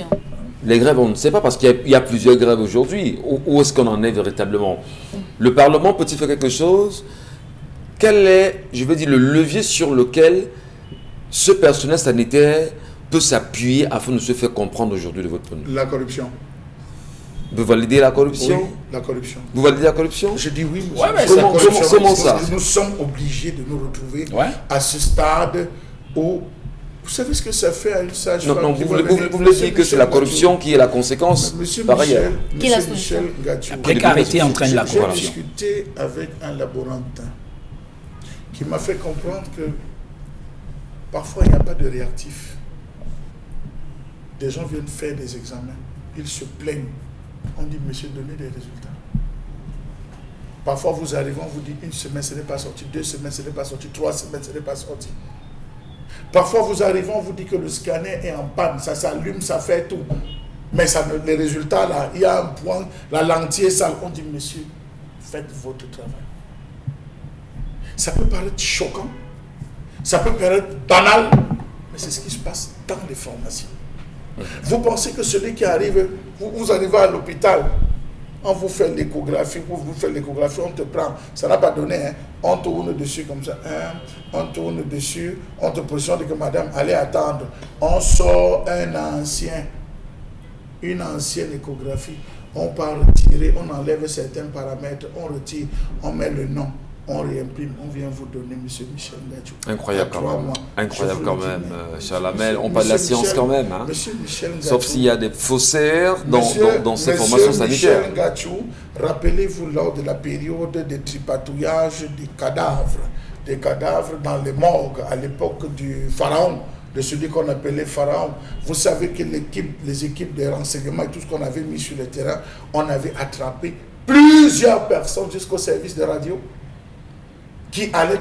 Vous avez un problème, vous giflez un peu Carole Cour, elle a son réseau. Dans certaines grandes formations, elle a son réseau où on arrive, on lui ressort, on montre la mâchoire d'un accidenté. Donc elle arrive devant le procureur, on dit, ouh, le procureur, regardez que madame, dans la gifle là, on dit que monsieur, vous avez fait comment? C'était un coup de poing. Ça se fabrique.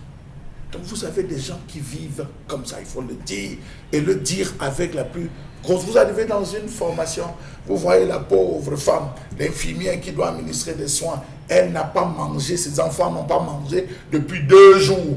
Elle arrive, vous entrez d'abord la façon qu'elle vous regarde, vous comprenez que si elle va vous injecter, la profondeur de cette injection, vous lui dites que maman, pardon, ce n'est pas moi qui a tué Jésus. Voilà, c'est ça. Faites d'abord un pain, tu manges avant de revenir. Elle va acheter, non, je vous dis, elle va acheter un pain. Elle vient s'asseoir et dit que vraiment, mon frère, le médecin là même qui t'a prescrit ça, pourquoi?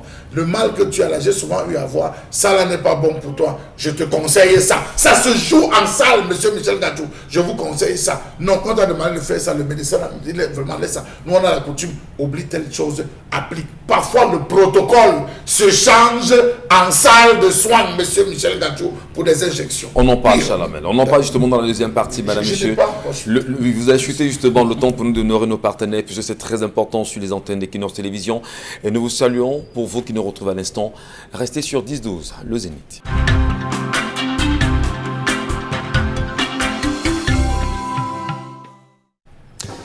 Bon retour à vous, mesdames et messieurs, sur notre antenne. Merci de nous retrouver pour la deuxième partie de 10-12, le Zénith, avec à l'instant, bien évidemment, la grande famille, Chalamel Mbathio, Isabelle Carozopet, Belmondo, Njouaka, Karine Santia, ensemble unis pour la même mission. Jusqu'à 12h, vous serez servis.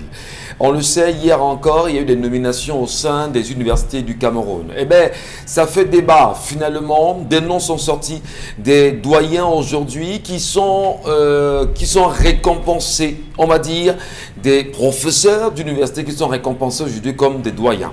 Eh bien, beaucoup de Camerounais ont compris hier que à ce que Albin Zongon a appelé sur ce plateau, on va dire sur le plateau de La Vérité en face il y a 2 semaines, la négacamptologie, beaucoup pensent qu'enfin ça a payé. Désormais, pour être bien sûr élu dans une université, du moins être nommé au Cameroun, vous devez simplement faire la promotion négative du professeur Maurice Kamto. Et bien là, vous serez justement choyé, aimé, adoré, adulé par le régime en place qui pourra probablement vous placer quelque part. Et bien les noms sont sortis hier. Beaucoup de Camerounais sur les réseaux sociaux ont compris en réalité qu'il y a ce monsieur X qui pendant toutes les années avant 2018, pendant les élections et même après 2018, était véritablement investi dans ce jeu-là. Aujourd'hui, il est récompensé. Et au-delà de cette question, justement, on le dit, il y a 2 jours pratiquement, le Social Democratic Front fêtait ses 31 ans d'existence. Malheureusement, il n'y a pas eu d'émulation autour. On n'a presque pas parlé de cet événement. Pourtant, ça fait 61 ans que ce parti de l'opposition existe au Cameroun. Pourquoi pas de sortie? Pourquoi pas de réaction? Pourquoi pas de commentaires? Ou est-ce qu'on a le sentiment finalement que le Social Democratic Front est dans un statu quo aujourd'hui? Et au-delà de cette question, posons-nous la réelle question sur l'ordonnance modifiant et complétant certaines dispositions de la loi des finances de la République du Cameroun pour l'exercice 2021. Il faut le dire en gros, il y a une modification signée par Paul Biya qui donnerait justement l'occasion au Cameroun de faire autant de prêts. Enfin, le plafond a été mentionné dans cette ordonnance-là, mais finalement on se demande qui doit rembourser tous ces prêts que l'État du Cameroun aujourd'hui, que le chef de l'État lui-même a signé hier, qui doit rembourser cet argent. Merci à vous de nous retrouver.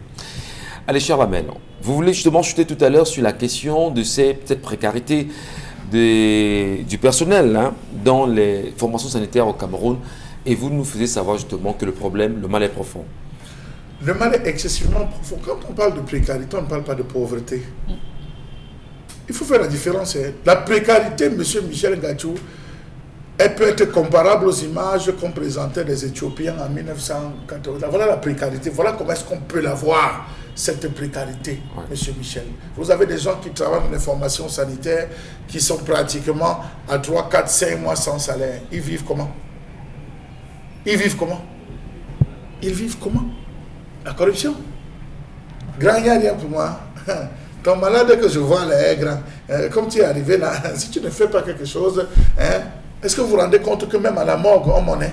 Bien sûr. Il y a la corruption à la morgue. Bien sûr, Oui. bien sûr. Quand vous venez déposer le corps à la morgue, C'est très on grave. prend donc 30 000 gars, pardon, regardez On bien met le corps là. rapidement, on retient. Mais ça, c'est une bonne place, ne fais pas Mais ça, ça. c'est une bonne place. Il va encore revenir mercredi, hein, je vais te garder. Vous pouvez vous imaginer le degré de corruption qu'il y a dans ce pays? Vous pensez qu'on va tuer ça comment? Il faut revaloriser. Au lieu de revaloriser, M. Michel Ngachou, c'est dans les caisses. Vous vous imaginez voir le secteur de la santé où les gens souffrent. On vous dit que dans une ville comme Yaoundé, il y a près de 1000 maisons conçues à plus d'1 milliard 200 millions de francs CFA. Des maisons de fonctionnaires. Quand vous parlez de Covid-Gate, quand vous parlez des gens, on a mis 180 milliards. Mais allez fouiller, c'est des comptes bancaires connus. Vous pensez qu'aujourd'hui, quand les gens se retrouvent à dire qu'il faut qu'on remplace par le fils, il faut qu'on remplace, le plus important, c'est pas parce qu'ils aiment trop le fils, c'est pour rester dans la même continuation ou alors bien préserver ses acquis, c'est grave. Au Kenya, M. Michel Ngachou, un médecin touche 1 796 978 francs au Kenya. Une infirmière est dans les 300 000. Le laboratoire 250 000 francs CFA, le dernier de la chaîne 100 000 francs Vous les abaissez aux gens. J'ai dit au Kenya. Je Et au vous parle pas du Cameroun. Kenya. Vous les Non, là, il y a donné les chiffres pour le Cameroun. Non, je- En Côte d'Ivoire, M. Michel Ngachou, le médecin a 577 404 francs sortis de l'école. Ici, chez nous, on a 120 000 francs. Voilà. Au Nigeria, il a 475 000 francs CFA. En Afrique du Sud, 1 929 485 francs CFA. Alors, on peut bien comprendre pourquoi ceux qui sont formés comme médecins au Cameroun choisissent de partir D'aller ailleurs. D'aller exercer ailleurs. en réalité. Voilà. Alors, M. Michel Ngachou, imaginez-vous une infirmière, elle a 300 000. Quelle sera la joie? Quelle ne sera pas la joie qu'elle a? Vous savez combien font les hôpitaux de référence? Les hôpitaux de référence sont dans les 300 millions, 450 millions de chiffres le mois. C'est devenu du business en réalité. C'est-à-dire qu'avec la politique des soins, on cherche de l'argent. Des gens se font consulter, les secteurs, les hôpitaux rapportent, M. Michel Ngachou, c'est des sous-directions du ministère de la Santé. Ça rapporte beaucoup d'argent et on ne juge qu'aux chiffres. On ne juge votre valeur qu'aux chiffres. Ça suppose que l'humanité, la charité a disparu de l'hôpital. Vous n'avez pas d'argent, vous mourrez. Parfois, vous arrivez à l'hôpital. Vous voyez une infirmière, vous dites que ce que j'ai, il n'y a pas ça là-bas. Va à la pharmacie, tu ne vas pas trouver. Va même payer, tu ne vas pas trouver. Voilà les médicaments ici. Tu payes ici, je te sers. Donc je crois qu'il faudrait qu'on réhumanise, qu'il y ait un système d'humanisation, M. Michel Ngachou, de nos formations sanitaires. Que le ministre qui a pris des engagements, on va voir, on est fatigué. On va attendre, allez attendre, on va réfléchir, on est fatigué. Il y a quand même un projet de santé universelle au Cameroun, hein, vous savez. Vous y croyez? Quels sont les auteurs? Quelles sont les entreprises qui ont gagné? En même temps, vous... Non, quelles sont les entreprises Vous voulez qui ont faire- gagné ce vous voulez marché? vérifier? Non, je vais vous le dire, M. Michel Ngachou, mais c'est les mêmes Camerounais qui sont cachés derrière.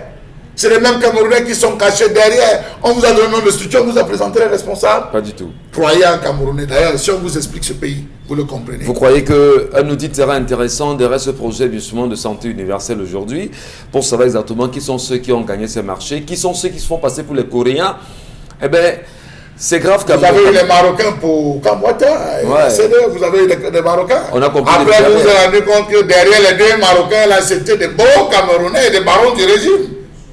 Oui, je vous donne ce nom. Mais Le chef de l'État, lorsqu'il a découvert cela, de qui se moque-t-on finalement c'est dans ça ce ce pays, pays. Charles Allez à l'Est Cameroun, tous les Chinois, tout ce que vous voyez qui sont derrière ces personnes. De l'enfumage. Allez, dans un instant, prenons les messages des téléspectateurs Isabelle Carroz-Zoupette sur cette question ou sur les sujets qui ont été évoqués depuis ce matin sur notre antenne. À vous, Isabelle. Alors, réaction SMS. Le sujet est très pertinent car bon nombre de femmes ne donnent pas de valeur à leur mari. Si une femme entre dans une réunion sans toutefois informer son époux, elle est suspecte même si c'est un membre de la famille qui donne quelque chose à la maison. Elle ne doit pas garder ou utiliser sans mettre son mari au courant parce que ça peut être un ennemi juré de son mari. Donc c'est l'homme qui est au contrôle de tout sur sa femme. Abdou Baki Senghor depuis Dakar à Douala qui nous envoie ce message. Bonjour, moi je suis Mabel. Moi j'ai subi une opération à la Cité del Palmier. Avec l'opération, je me suis retrouvée avec 2 cartons de produits qui sont restés et qu'ils ont refusé de reprendre. L'hôpital tue plus qu'il ne guérit. Aujourd'hui. C'est très grave ça. Ça fait 2 peur. cartons de médicaments pas utilisés. Ça fait justement peur hein, en même temps. 2 cartons. Oui. Voilà. 2 cartons de médicaments qu'on a prescrits et qu'elle n'a pas utilisé, donc ça ne servait à rien. Et l'hôpital a refusé de reprendre. Bonjour, le panel, c'est vraiment dommage pour ces personnels de santé et fonctionnaires souffrants pendant que les conseillers régionaux perçoivent 400 000 francs de salaire pour un rien du tout. Marie-Louise qui nous envoie cette réaction. On a un autre message. Le personnel de santé dans nos hôpitaux est abandonné. Même dans notre pays, nous demandons au ministre de la Santé de voir les problèmes du personnel de santé. Ils ne savent que détourner des fonds, ces personnes qui constituent les pouvoirs publics. Bonjour le panel. Si tout le gouvernement de Yaoundé ne se retire pas, rien ne changera au Cameroun, même pendant 2 siècles. Vous perdez votre temps. Ma tante a connu ce genre de problème. Elle gagnait 32 000 chaque mois pendant 30 ans. À l'hôpital, c'est la foutaise. Barthélemy depuis PK8. Je connais une, oui. Et quand elles vont en retraite, elles ont quoi? Elles n'ont même pas de maison, des maisons en terre battue, des maisons en carabote. Vous faites le toit à Yaoundé, tout aux alentours de Meyong-Meyemé, vous allez à Tétark, vous allez à Baba-Rivière, Colbisson. Elles sont toutes regroupées, la maison en carabote. Elles préparent encore sur du charbon, d'autres préparent avec le réchaud à pétrole. Elles sont là, je dis, ces mamans-là sont encore là. Donc ils ont transformé la chambre d'un des enfants qui est parti en salle d'accouchement. Effectivement. Oh là là, ça fait... C'est incroyable. Et elles accouchent bien. Bien sûr. Oui, il y a des cas au quartier, quand ça te prend à 3 heures, on appelle va chez Maman Sarah. Vous allez dans des quartiers comme Vormbi, à Yaoundé, Vormbi et Kounou. Ben écoutez, il y a des petits centres là-bas. C'est bien sûr ces mamans-là en retraite qui viennent les tenir pour beaucoup d'entre elles. Et il n'y a pas que dans ces quartiers, hein, dans pratiquement tous les quartiers du Cameroun aussi, pour ceux qui sont dans les grandes villes. Nous poursuivons Isabelle Carole.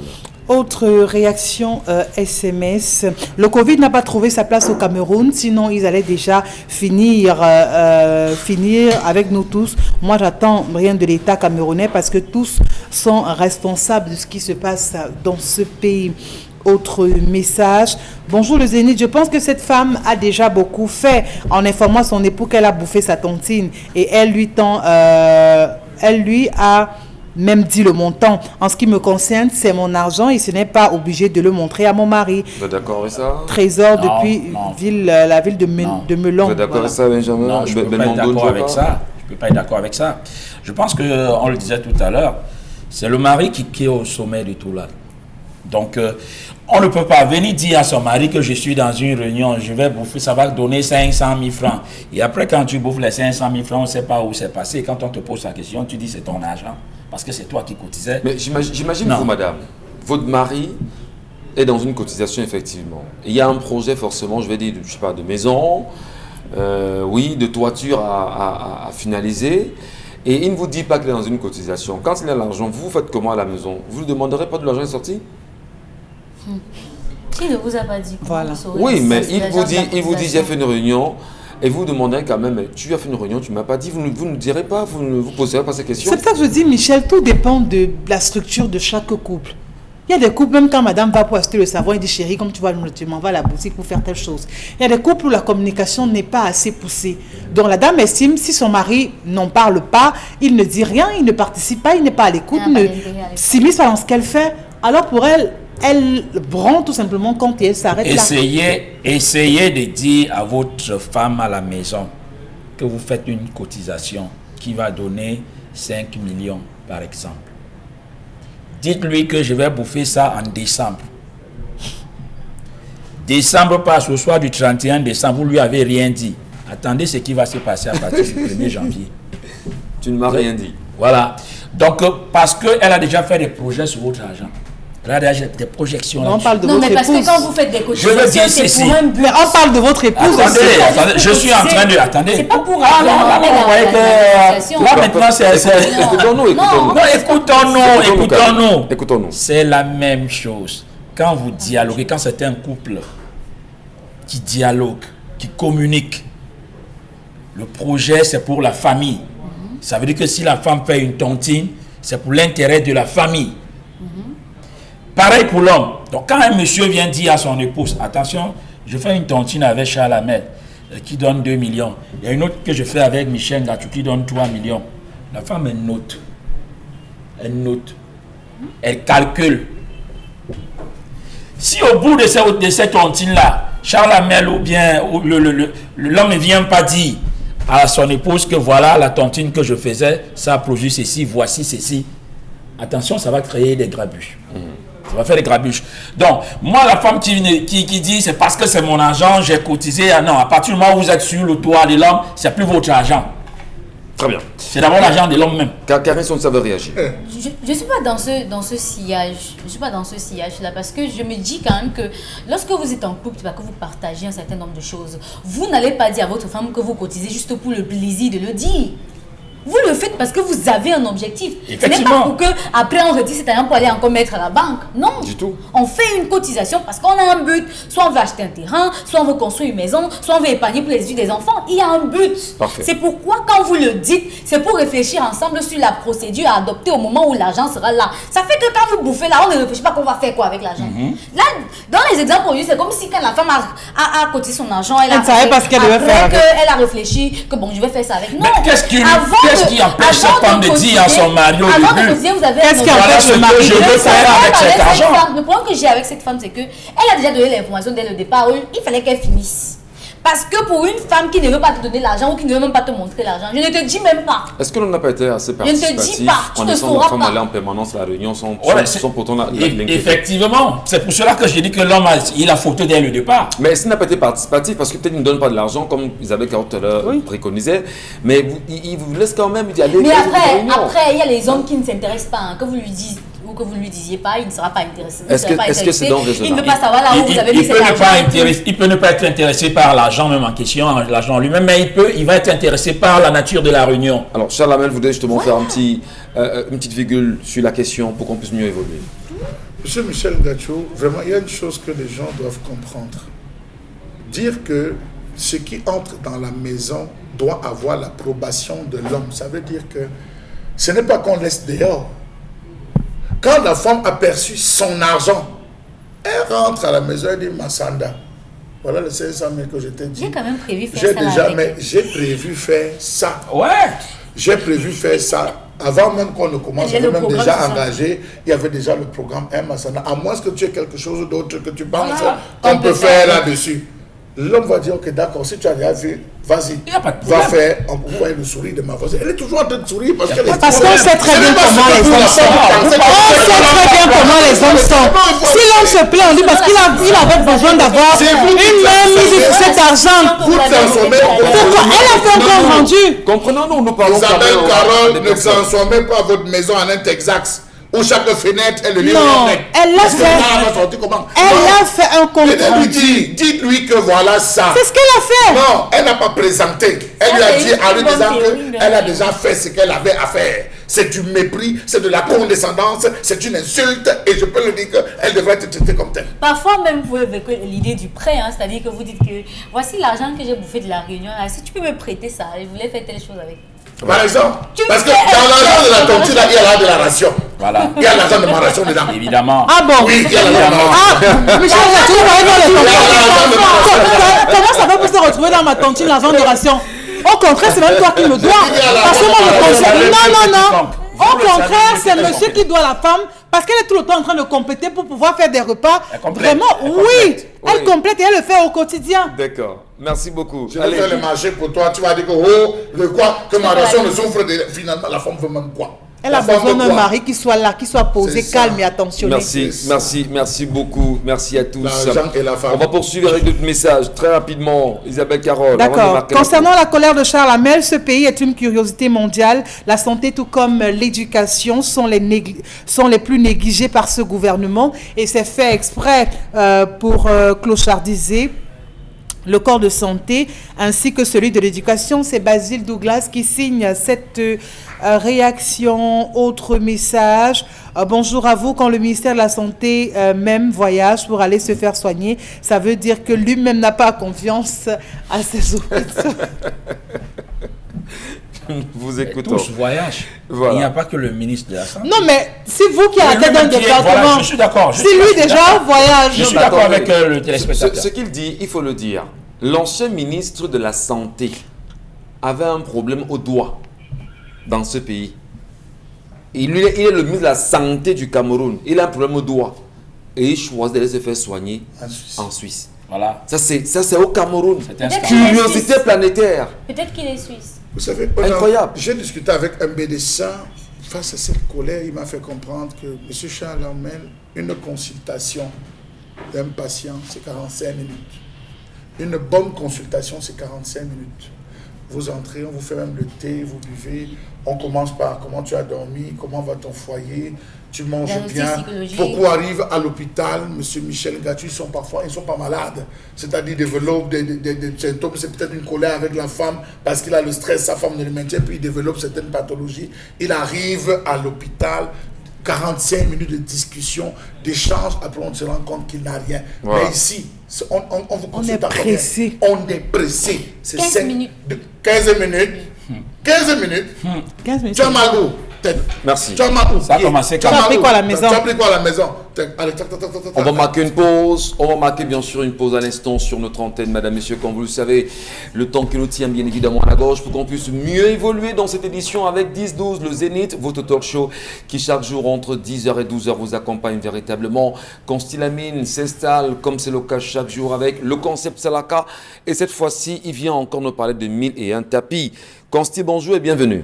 Alors bonjour Michel Ngatu, bonjour nombreux téléspectateurs et bonjour à tous les clients du magasin 1001 tapis. C'est encore un plaisir d'être là ce jeudi matin pour une campagne très spéciale, une campagne très particulière baptisée Opération Buy One Take Two. Pourquoi cette opération? Parce qu'on veut permettre à chaque maison, à chaque restaurant, à chaque chef d'entreprise d'avoir des thermoflash et même des tensiomètres à la maison. C'est des éléments très importants pour notre santé, raison pour laquelle ce jeudi matin, nous allons permettre bien entendu à tous ceux qui nous regardent de profiter de 10 jours de cette opération Buy One Take Two. Ça veut dire quoi? Vous achetez un tensiomètre, on vous donne le second tensiomètre gratuitement. Vous achetez un thermoflash, on vous donne le second thermoflash gratuitement. Vous achetez les couvre-bouteilles, on vous donne le second lot gratuitement. On parle également ce matin bien sûr des portes cure-dents que voici, qui sont également vendus à des prix très bas, du côté bien sûr du magasin 1001 tapis, qui est situé en plein cœur de Douala, c'est bien sûr au Cameroun. Nous allons tout de suite démarrer cette vente de ce matin par les couvre-bouteilles. Alors pourquoi faut-il les acheter? On a acheté bien sûr une bouteille de bière, une bouteille de jus. On n'a pas pu terminer cette bouteille de bois. On n'a pas pu terminer cette bouteille de bière que de laisser la bouteille de bière, c'est-à-dire rester ouverte. On peut sécuriser cette bouteille avec les couvre-bouteilles qui sont vendus à 1500 pour un lot de 3 couvre-bouteilles. Dès que vous les achetez, on vous donne le second lot gratuitement. Ça veut dire quoi? 3 couvre-bouteilles à 1500 francs. On vous donne encore 3 couvre-bouteilles gratuitement du côté bien sûr du magasin 1001 tapis. Regardez bien sûr cette bouteille.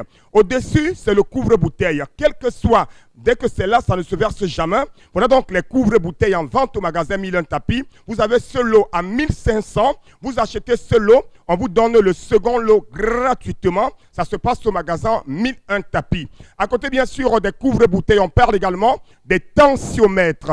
Il est important de prendre sa tension.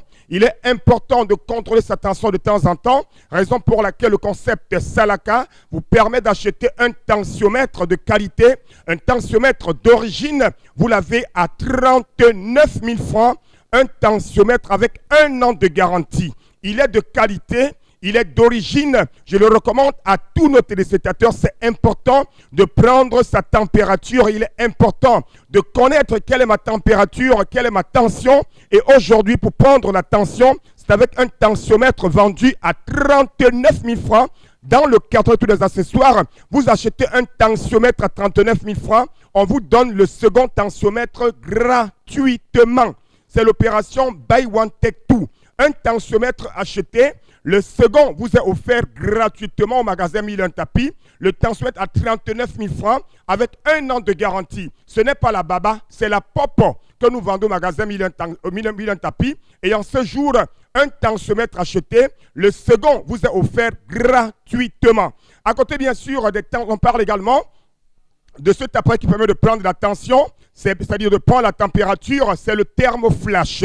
Vous les avez connus il y a de cela quelques mois, ça coûtait des centaines de mille, mais le magasin Mille Tapis reste toujours dans les prix de promotion, 40 000 francs, un thermoflash de qualité.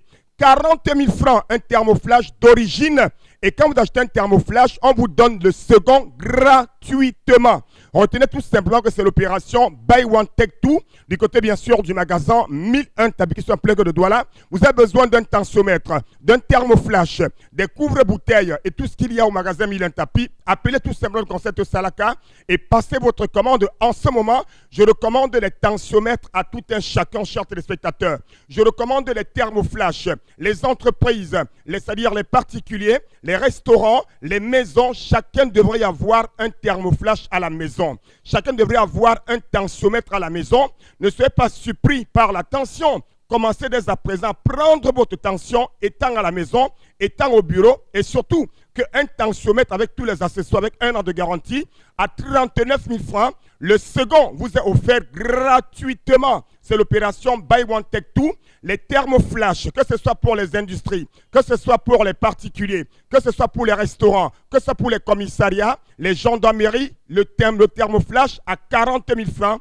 Un acheté, le second vous est offert gratuitement. Et également les couvre-bouteilles, ceux qui ont les restaurants, ceux qui ont les snacks, ceux qui ont les caves, je vous recommande à devenir à Mille Tapis. Un coup acheté, le second est offert gratuitement. Numéro de téléphone, appelez parce que votre commande à Mille Tapis. Concis Lamine d'être passé encore ce matin avec Mille Tapis et ses nombreux produits. Quelques messages de nos téléspectateurs sur Equinox TV, Karine Santia. Je fais plusieurs réunions. Mon époux est bien au courant et me laisse en faire ce que je veux. Il arrive que cet argent serve pour un projet commun, mais la plupart du temps, c'est personnel. Mais mes premières réunions, mon époux n'était même pas au courant. Je suis quand même une adulte vaccinée. Je ne suis pas une enfant. SBK. Adulte vaccinée, ça veut dire quoi? Elle est assez mature. Elle est mature pour gérer, longtemps vacciné, pour gérer ses épargnes. Selon Charles Armel, l'homme est un dieu et la femme une esclave. Mon Dieu, au XXIe siècle, c'est hallucinant. Ghislaine Simon. C'est très malheureux de prendre les choses au premier degré sur ce temps. C'est très malheureux. Mais pas malheureux. Non, je dis c'est très malheureux. Non, chacun peut avoir son orientation, sa compréhension. De dire que ce qui entre chez un homme nécessite son approbation, ça ne veut pas dire, je dis, il y a des maisons où des voisines viennent avec la nourriture. À peine on entre avec la nourriture, les enfants se mettent à manger. Vous acceptez ça chez vous? Non. C'est pas de demander avoir l'approbation.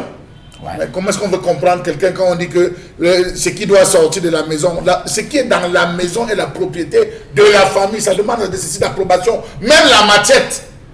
On vient parfois, vous êtes dans la maison, vous voyez un voisin dit que pardonnez-moi la machette. L'enfant couille, il va à la cuisine, il prend la machette, il sort, il donne. Sans l'approbation du père. Merci. Mais on parle de quoi? Ouais, ben, il arrivait, mais juste pour compléter, il arrivait même, quand même un oncle, qui que ce soit arrive chez vous et vous donne de l'argent, voilà. Vous ne pouvez pas utiliser cet Même argent pas. sans le présenter à vos Dépose parents. la table de papa. Incroyable. On dépose là. Vous C'est la table déposez. de papa. Quand il arrive, tonton tel est venu, il m'a donné ceci. Parfois le père peut dire, utilise, ou peut dire, donne ça à ta main, ou peut dire, donne-moi. Donne-moi. Il donne et il le change, il vous donne d'autres billets. Voilà. Il met l'argent à côté. Donc, je suis d'accord quand Charles Armel le dit. Et tout ce qui entre, ça va être avec l'approbation de l'homme. Tout ce qui sort va être avec l'approbation de l'homme. Les messages, Karine. Un homme qui t'aide à cotiser. Maman, la chanson de ça. Chaque jour, tu bouffes quand. Mieux, je fais ma tontine au calme. Il n'est même pas au courant. Riquiel Gonzès qui écrit ce message. Donc, je connais seulement travailler l'argent et au moment de gérer, je dois venir déposer ça devant le soi-disant mari. Et là, Le soi-disant mari. Non, pas, non. c'est ce qu'elle a dit. Non, Elle a lu le message. Non, je sais pas de Karine qui Dans dit ça, je certaines vais... familles, Non, le mot de fin. Hein, C'est soi-disant Non, mari. non, Non, c'est non, non. c'est Le pas mot de le fin choix, n'est c'est son pas. mari, Merci. c'est pas le soi-disant. Évoluons dans les certaines messages. Les messages. familles, même c'est l'homme qui inscrit la femme dans les tontines. Voilà, les Il part, messages. il inscrit, c'est lui-même qui cotise. Merci. Et quand ça bouffe, il dit, la femme va prendre. On va dire, Restons, s'il vous plaît, vous qui nous envoyez des messages, restons courtois, restons polis, restons très polis. Il ne faut pas avoir des mots qui sont pas de nature, justement, à... Quand c'est l'homme qui Ah, bouffe vas-y. sans montrer et se permet de réaliser un projet en cachette, il serait taxé d'égoïste. On dira qu'il n'implique pas sa femme dans la gestion du foyer. Roubadou Jazil. Toutes les décisions qu'une femme mariée peut prendre engagent l'homme, donc il devrait au moins être mis au courant. Louis Mabaya. Le coût du retrait de l'avion du Cameroun, c'est pas dans le sujet. Cette femme n'a pas donné tous les détails. En plus, dans un bon couple, son mari doit être au parfum de tout. Très bien. Yemele. Merci beaucoup, Karine. Eh bien là, madame, messieurs, la toile vibre, la toile bouge. La toile, justement, est très active. Au moment où nous vous parlons en même temps, on le sait, beaucoup de Camerounais ont relayé hier, on va dire, ce document rendu public par le chef de l'État. Mais surtout, on va aussi dire que beaucoup de Camerounais se demandent finalement qui sont ceux-là qui ont été nommés dans les universités d'État au Cameroun. Comment des personnes ont été nommés comme doyens dans des universités et à peine l'information rendue publique, les étudiants commencent à se poser des questions. Mais quel type de formation aurons-nous ici avec un pareil doyen? Allez savoir de quoi est-ce qu'il est question pour ceux-là qui ont pris beaucoup de temps à vendre très cher la peau du professeur Maurice Kamto tout en le présentant comme étant l'homme à abattre au Cameroun. Et bien finalement, ils ont été récompensés, d'aucuns dans des universités. C'est ça aussi le Cameroun. Qu'est-ce qui fait la une sur les réseaux sociaux, Isabelle Carozopet? La une sur les réseaux sociaux, c'est bien évidemment le marché Koulouloun dans la ville de Douala. Ça, il faut le dire. On a failli frôler le pire hier de ce côté-là. On avait l'impression d'être en train de regarder un film sur Hollywood. Que non, c'était bel et bien une triste réalité. Ça, il faut le dire ainsi. Voir des commerçants sortis de leurs gants, s'insurger véritablement, faire le bras de fer avec des forces de maintien de l'ordre de ce côté-là. Un bras de fer qui a duré plusieurs heures et justement à l'origine de ces affrontements, ces commerçants qui s'opposent au fait que ces derniers les déguerpissent à ces endroits où depuis des années, disent-ils, ont toujours vendu de ce côté. La mairie qui exige que désormais ces espaces sur la voie publique coûteront 100 000 francs CFA, dont il faut s'acquitter de cette somme pour pouvoir bien évidemment entrer en possession d'un espace sur lequel vous pourrez exercer une activité, toute chose justement qui n'a pas du tout arrangé ces commerçants qui n'ont pas hésité à manifester leur courroux, chacun à sa façon avec des armes blanches, des projectiles qui lançaient. Et bien de l'autre côté, la riposte, les hommes en tenue étaient bel ou bien obligés d'utiliser des gaz lacrymogènes et autres moyens bien évidemment répressifs pour venir donc à bout de ces échauffourées. Rappelons encore que très tôt ce matin, on parle encore d'une ambiance qui serait encore tendue de ce côté-là, comme quoi le climat d'apaisement n'est pas encore ressenti comme il se doit du côté du marché Koulouloun.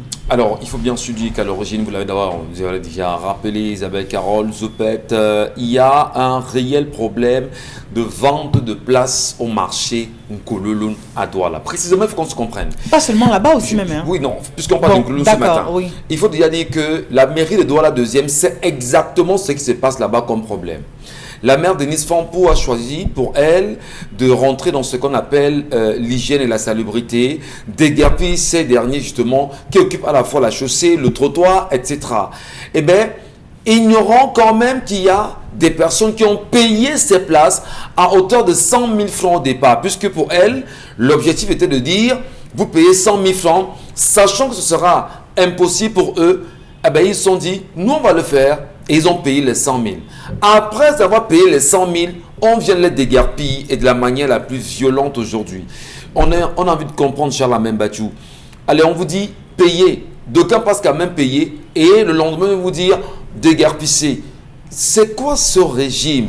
Qu'est-ce qui peut bien expliquer qu'on en arrive là? Eh bien, c'est des petites choses comme ça qui peuvent être la goutte d'eau qui déborde le vase et le pays s'embrase tout entièrement. C'est ce qu'on crée quand même. Le dit tout de suite, c'est demander à Yaoundé d'appeler les maires de dire ce soir, laissez-les faire, c'est ça. C'est ça, ce que vous êtes en train de faire, c'est là on va dire, non, la politique du chef de l'État, la neutralité, la paix, laissez-les faire. Et voilà dans quel Capharnaüm on vit dans Douala. Vous avez vu l'axe équipement, l'axe de la douche, comment on vend à ce niveau, l'occupation de la route. On n'a plus vu les gars, là où les Chinois se retrouvent, on n'a pas vu les gars de la communauté urbaine aller les chasser. Parce qu'il y a l'expression, il faut sur soi, mais ces gars, les pauvres mamans qui vendent dans les quartiers, on vient piétiner, bousculer, alors que là, vous faites le travail. Non, monsieur Michel, tout ça c'est zéro. La ville de Douala a besoin de marchés. La ville de Douala a besoin de nouveaux marchés centraux. Il faut construire de nouveaux marchés. Par arrondissement, la population a explosé. Tout ce qu'on fait. Moi, je vous dis, pour moi, ça va. Demain, vous allez faire semblant de calmer, ça va revenir. Demain, ça va calmer, ça va revenir. Vous avez vu là, on vend à la Cité des Palmiers. On va au niveau de la station. Hein. Effectivement. Au niveau de la station, la Cité des Palmiers. Le marché est sorti, on va au niveau de la station des Palmiers. Le marché de la station. Le marché est sorti, on a dû aller le retrouver. L'axe qui va à la Cité des Palmiers. Ça sera ainsi. Vous n'avez pas de travaux, vous n'avez pas d'emploi, vous n'avez pas reçu un concours. Qu'est-ce que vous faites? Vous cherchez la place au marché. Si c'est 50 000 bêtes à vous payer vos 50 000, vous restez devant le Cameroun. Il faut des marchés. On en a besoin, monsieur. On en a besoin. Vous vendez des places à 100 000. Allez à Longbessou. En dehors de 100 000. La route est endommagée à Longbessou. 14 à cause d'absence de marché. Il faut les marchés. Et il y a l'argent pour ça. Construisez des marchés. Construisons des marchés, monsieur Michel Gatchou.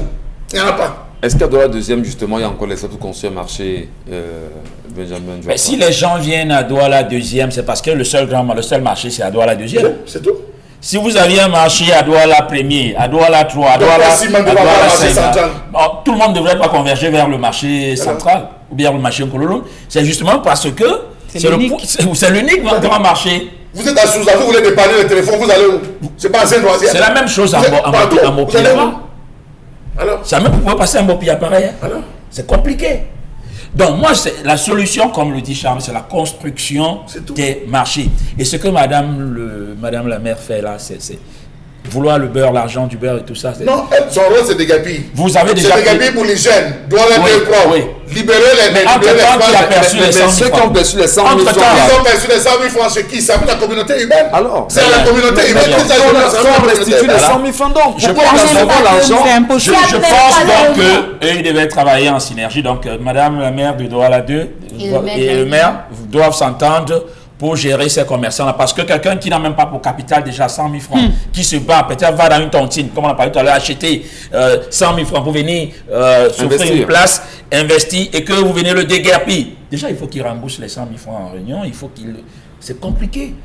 Quand les jeunes en arrivent là, ce que nous voyons là, faites très attention. Faites très attention. Ça commence comme ça, avec les petits commerçants là, et... je ne vous dis pas ce qui va se passer demain. Alors, on a laissé faire. On va quand même se dire qu'il y a une vingtaine de personnes qui sont arrêtées dans cette histoire. Et ce matin également, la police est à nouveau. On les arrête pourquoi? Vous le confessez quoi? Vous vous rendez bien compte qu'il y a 2 mois, on a vendu les places aux gens au marché. On vendait les carreaux que vous voyez tracés là. On vendait ça à 100 000 francs au marché, jusqu'au marché central. Est-ce que c'est parce qu'eux, ils ne discutent pas le fait qu'on leur a demandé d'acheter? Ils disent que encore... On laisse. Vous vous rendez compte? On laisse. Le problème là, c'est que encore. Et puis dans cette situation, on a connu Madame la maire de Douala deuxième comme quelqu'un qui aime bien faire des travaux et tout ça. Mais on observe qu'à Douala deuxième aujourd'hui dans les marchés, il y a beaucoup trop de désordre. C'est soit on vient casser tout le monde, soit on vient faire des gens courir et ils attendent vraiment les jours de grand marché pour ça. La gestion du marché central relève de la mairie de la ville. Ce n'est pas la mairie de Douala 2, c'est la mairie de la ville. Madame Denise Fampou a voulu s'interposer. On l'a rappelé, Tonel l'avait rappelé à l'ordre très mal. Avec le ministre Emmanuel Sadi qui à l'époque avait voulu bien que ce soit chaque commune, chaque arrondissement qui gère son marché. Ça avait créé des problèmes. Il faut construire. Monsieur Michel Gatchou, vous arrivez ici à Bonakwama. Regardez qu'à Bonakwama, on vend même déjà dans la station.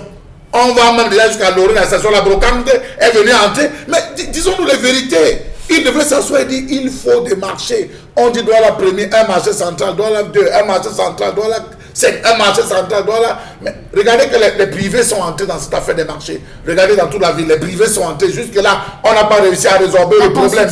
On n'a pas réussi.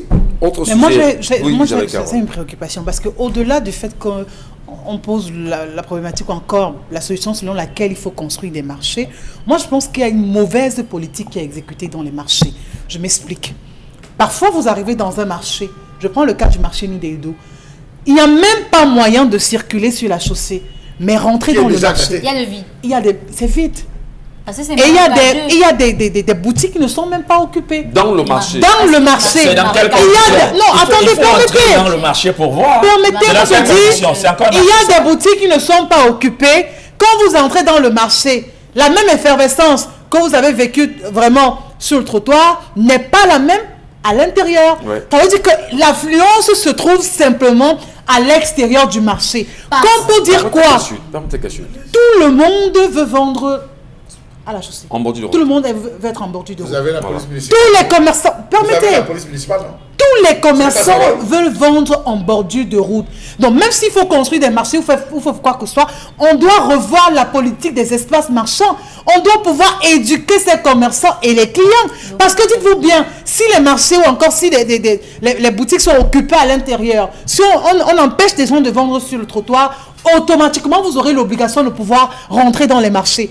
Autre chose, ces commerçants qui vraiment préfèrent prendre les emprises publiques se plaignent de ce que les coûts des boutiques à l'intérieur sont tellement exorbitants. Et maman qui vend la tomate qui estime qu'elle a son cajou à 2000 n'a pas de moyens pour louer une boutique à 50 000, 30 000 francs, quoi que ce soit le mois. Donc il faut qu'on essaye de pouvoir mettre le juste niveau, créer un équilibre pour toutes les couches sociales. Merci beaucoup Isabelle Carole. Eh bien, on va dire justement ce matin que du côté de Koulouloun, ici à Douala, la police y est depuis ce matin, mais va-t-elle s'en sortir? C'est pas aujourd'hui, c'est pas la première fois qu'on vit ces cas là-bas. Disons-le, ils vont le faire aujourd'hui. 2 jours après, les mêmes populations viendront s'installer et on demandera certainement de surseoir.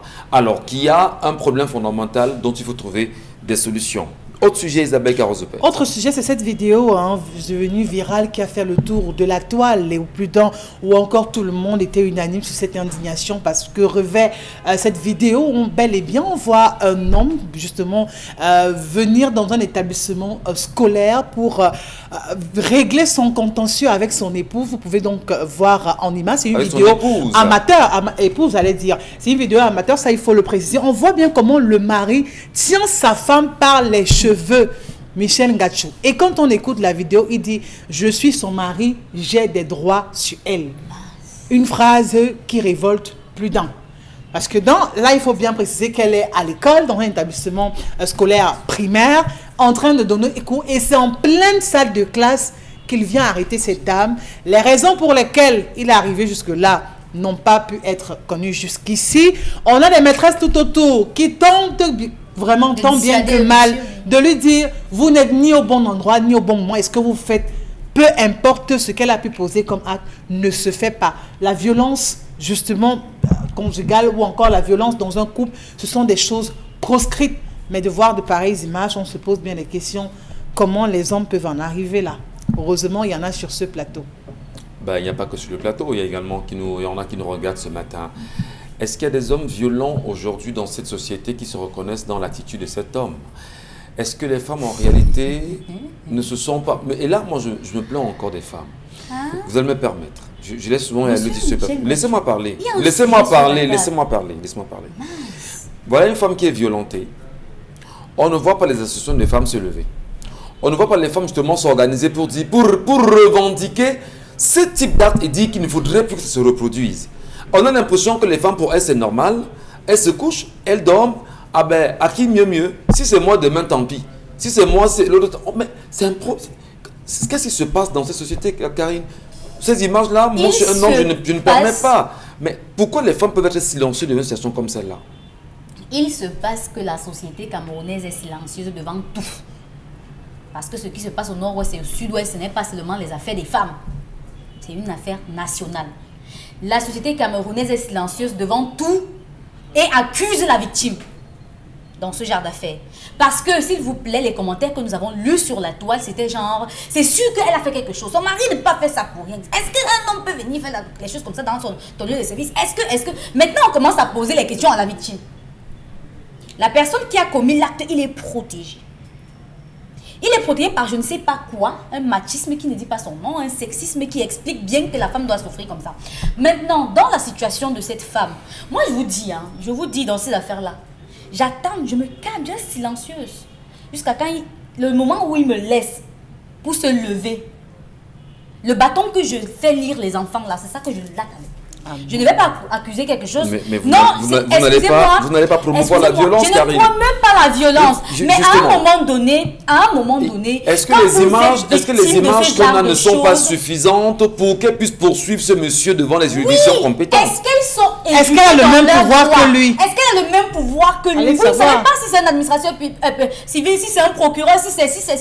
Parce que ces gens, généralement, si un homme vient dans votre espace professionnel, vous faire ce genre de choses, ça veut dire qu'il sait sur quoi il compte. Alors. Parce que non seulement la femme n'aurait même pas besoin de parler, que le responsable de l'établissement ait porté plainte parce qu'il y a des témoins. Il y a des élèves, c'est d'abord un traumatisme pour les élèves. Permettez-moi. Les parents d'élèves doivent faire une plainte commune contre lui. C'est pas un jeu. Comment on apprécie des attitudes d'hommes pareils, Belmondo Njouaka? Il faut sévir avec la dernière énergie quand même. Mais est-ce que c'est raisonnable que votre épouse, que vous ayez les droits sur elle ou pas en même temps? Ça, c'est questionnable. Que vous allez quand même dans un établissement battre sur votre épouse devant ses élèves, devant ses collègues. Mais qu'est-ce qui peut expliquer cette folie quand même? D'abord, je vais répondre à Isabelle Carole. Tout à l'heure, elle a dit il y a les hommes sur ce plateau. Je rappelle que la dame qui allait battre sur un enseignant dans quel lycée, elle était administrateur civil. C'était pas un homme, c'était une femme. Elle allait battre sur l'enseignant toujours en pleine salle de classe. Donc c'était une femme en ce moment-là qui battait sur un enseignant administrateur civil. Donc, et on a vu ailleurs, que ce soit les militaires aller dans l'établissement battre sur... Bref, pour revenir à l'histoire, je pense d'abord que ça me pose un problème d'abord. Je suis contre toute forme de violence. Ça me pose d'abord un problème, l'établissement même. Comment est-ce que ce monsieur a pu pénétrer dans l'enceinte de l'établissement, entrer dans la salle de classe, saisir la maîtresse? Non, mais quand il arrive, je veux voir mon épouse. Non, ça ne se passe pas comme ça dans une salle de classe. On ne rend pas visite dans la salle de classe. Même en entreprise. Ça veut dire qu'il y a un problème de sécurité dans cet établissement. On est dans un pays où il n'y a pas de justice, il n'y a pas de quartier, il n'y a rien. Même pas un procureur. Comment il se retrouve dans la salle de classe? Comment? Et autour, quand je regarde cette vidéo, il n'y a que les femmes là. Moi, je ne vois pas un homme. Oui, il n'y a que des femmes. C'est à se poser la question, c'est un établissement où il n'y a que des femmes là. D'enseignants hommes? Oui, donc il n'y a pas il n'y a pas les hommes. Il n'y a pas de vigile, il n'y a rien. Mais ces femmes ont été incapables justement de faire de... Il n'y avait pas un homme. Je la question. Parce que je me dis que s'il y a deux hommes dans cet établissement là, ils ne pouvaient pas le faire. Ils ne pouvaient pas laisser faire. Un homme qui arrête les cheveux. Je me pose ces questions. Donc, il y a que cet homme doit être interpellé. Mais fut-il, vous avez parlé, on ne sait pas qui il est, non, mais on l'interpelle d'abord. Oui. Très bien. Parce que c'est très grave ce qui se passe là. Est-ce que c'est dans ces situations qu'on attend des magistrats, on m'a dit quand même sérieux, vraiment à réagir et demander qu'on puisse ouvrir un procès contre ce type d'homme, Charles Amembatou? Monsieur Michel Ngatiou, le nombre de femmes qui viennent humilier leur mari au bureau est plus élevé que le nombre d'hommes qui vont humilier leur femme. Alors. Permettez-moi, s'il vous plaît. S'il vous plaît. Je compte, et j'en ai été victime, monsieur Michel Ngatiou, des femmes qui viennent humilier leur mari, des bagarres, qui déclenchent des bagarres dans le service de leur mari, sont comme ça. Pas vous quand même. Je dis comme ça. Donc je peux vous dire que de la même manière qu'on s'offusque pour la femme, on s'offusque pour l'homme. C'est ce que je disais. Et c'est plus récurrent. On a eu des sujets sur la femme qui dit hey, tu vas me voir le matin à ton service. Elle débat. Elle est là-bas. Pardon. Il n'y a pas de violence physique aussi. Ah bon? Vous dites quoi? Peut-être parce qu'on vous n'a pas de capacité. On arrête, on tire la cravate de l'homme. Laisse-moi, on déchire la chemise de l'homme. L'homme doit se défendre comme un lion. On dit non, c'est la femme, l'État passe, c'est la femme. Non, monsieur Michel Ngatiou. Je crois que je ne légitime pas l'acte. Parce qu'en principe, il peut être arrivé comme un agneau et devenir le loup plus tard. Mais chaque structure, de la même manière qu'on a décrit avec la dernière énergie ce qui s'est passé à Bamendou, avec ce monsieur pour qui 7500 francs, il a tapé jusqu'à tuer un enfant, ces enseignantes devaient se rebeller. à l'immédiat, c'est votre zone. Le principe de légitime défense, on ne peut pas arrêter une femme. Je dis même de mémoire bantou, arrêter une femme par les cheveux. Il tient la femme par les cheveux comme s'il c'est pas sérieux. Non, monsieur Michel Ngatou, on s'oppose littéralement. Ces femmes avaient le droit de défendre. Elles sont en état de légitime défense. Le fait, elles-mêmes doivent être arrêtées. Les enseignants devraient elles-mêmes être arrêtés face à cette on va situation. dire non-assistance Non-assistance de personne en personne. danger. Elles sont là, elles sont Dans la film. il a même blessé l'une de ses enseignantes là, en dehors de son épouse. Très bien. Allez, on va également marquer une pause, madame, monsieur, cette fois-ci avec Consilamine, encore, tout en demandant humblement aux hommes qui nous regardent ce matin de cesser d'être violents. Vraiment de cesser d'être violents. On peut comprendre que, oui, Chalamel l'a dit, on peut arriver en mouton ou en agneau et revenir et ressortir en loup. Ben non, il faut cesser la violence, ça ne paye pas. Et bien là, certainement, si un magistrat se lève cette affaire, ça devenait très compliqué pour ce dernier. Consilamine. Les auditifs, une matière jaunâtre et peu ragoûtante que nous avons pris l'habitude de retirer avec des cotons-tiges. Pourtant, il ne faut jamais faire ça. Le coton-tige provoque des bouchons d'oreilles ou pire que ça, il blesse vos tympans. Et c'est encore plus fréquent chez les enfants dû à leur conduit auditif plus étroit. Pour remédier à ce problème, des chercheurs ont mis en place un appareil permettant d'aspirer l'intérieur des oreilles sans aucun risque. L'embout de cet aspirateur est conçu pour aspirer uniquement d'un côté. Cela permet de ne jamais être en contact avec votre tympan. Mais cela est-il vraiment nécessaire de se nettoyer les oreilles ? Oui. Les médecins recommandent un nettoyage d'oreilles par semaine. Il existe certains moyens de les nettoyer, mais ils sont souvent trop coûteux et prennent énormément de temps. C'est donc pour cela que le Earlys Up a été conçu. Car il est sans aucun risque, rapide, moins cher que toutes les autres méthodes, mais surtout il nettoie à 95% vos oreilles, contrairement aux autres méthodes qui nettoient au maximum 60%. Pour utiliser le Earlys Up, rien de plus simple. Allumez l'appareil et entrez délicatement le tuyau dans votre oreille ou celle de votre enfant. Faites ensuite tourner lentement le Earlys Up pour ainsi aspirer tous les déchets du conduit auditif. Il est recommandé de faire cette manipulation pendant 10 à 20 secondes par oreille. Sachez que chaque jour, plus de 200 personnes sont hospitalisées à cause des cotons-tiges. Ils provoquent souvent des bouchons de coton et de cérumen, mais le plus grand danger reste le dégât au niveau des tympans qui provoque souvent des pertes de l'audition. Voilà. Ça fait encore débat. Ça fait encore débat parce que on comprend très mal quand on arrive là. Ça fait encore débat. Consilamine, cette fois-ci, c'est Earlys Up. Bien entendu, cette fois-ci, c'est le Earlys Up, encore appelé appareil pour nettoyer oreilles. Voilà comment ça se présente, cet appareil, qui est bien sûr à l'intérieur de ce coffret, un coffret dans lequel vous avez 5 accessoires. Alors bien, donc, il faut tout simplement mettre une pile à l'intérieur de votre appareil. Vous l'allumez par là. Regardez comment ça, voilà, vous l'allumez là. Une fois qu'il a été allumé, vous le mettez à l'intérieur de l'oreille. Il va aspirer la saleté au fur et à mesure. C'est donc l'occasion déjà pour moi d'attirer l'attention de tous ceux-là qui nous regardent ce matin qu'il est important de nettoyer les oreilles avec le Earlys Up. Facile à utiliser, facile à manipuler, facile à se ranger, facile également, bien entendu, donc chacun peut l'utiliser. Et parlant bien sûr des consommateurs, parlant des utilisateurs, je tiens à remercier une fois de plus tous les policiers du commissariat central numéro 4 de la ville de Douala qui ont réservé lundi dernier, un accueil chaleureux au concept Salaka. C'est donc l'occasion déjà pour moi de dire merci à tous ces hommes en tenue. Alors le prix est de 7 500 francs. Retenez que vous achetez un Earlys Up. Le second vous est offert gratuitement. On appelle ça appareil pour nettoyer oreilles. Il coûte 7 500 francs l'appareil. Mais quand vous achetez un Earlys Up, on vous donne le second gratuitement. Un conseil, chers téléspectateurs, n'utilisez plus les cotons-tiges, n'utilisez plus les cure-dents, n'utilisez plus les brindilles de balai pour nettoyer les oreilles. Vous avez enfin un appareil qui vous permet de nettoyer délicatement les oreilles. Que ce soit pour les bébés, les personnes du 3e âge, les adolescents, les adultes, chacun devrait avoir un Earlys Up à la maison parce qu'il est important de nettoyer délicatement les oreilles avec cet appareil qui est vendu à 7 500 francs au magasin 1001 tapis. Et retenez que vous achetez un Earlys Up. Le second vous est offert gratuitement. Il s'appelle tout simplement appareil pour nettoyer oreilles. C'est mignon, c'est stylé, c'est nyanga. Merci beaucoup et surtout bien des choses à tous ceux-là qui ne cessent d'accueillir et de recevoir le concept Salaka chez eux.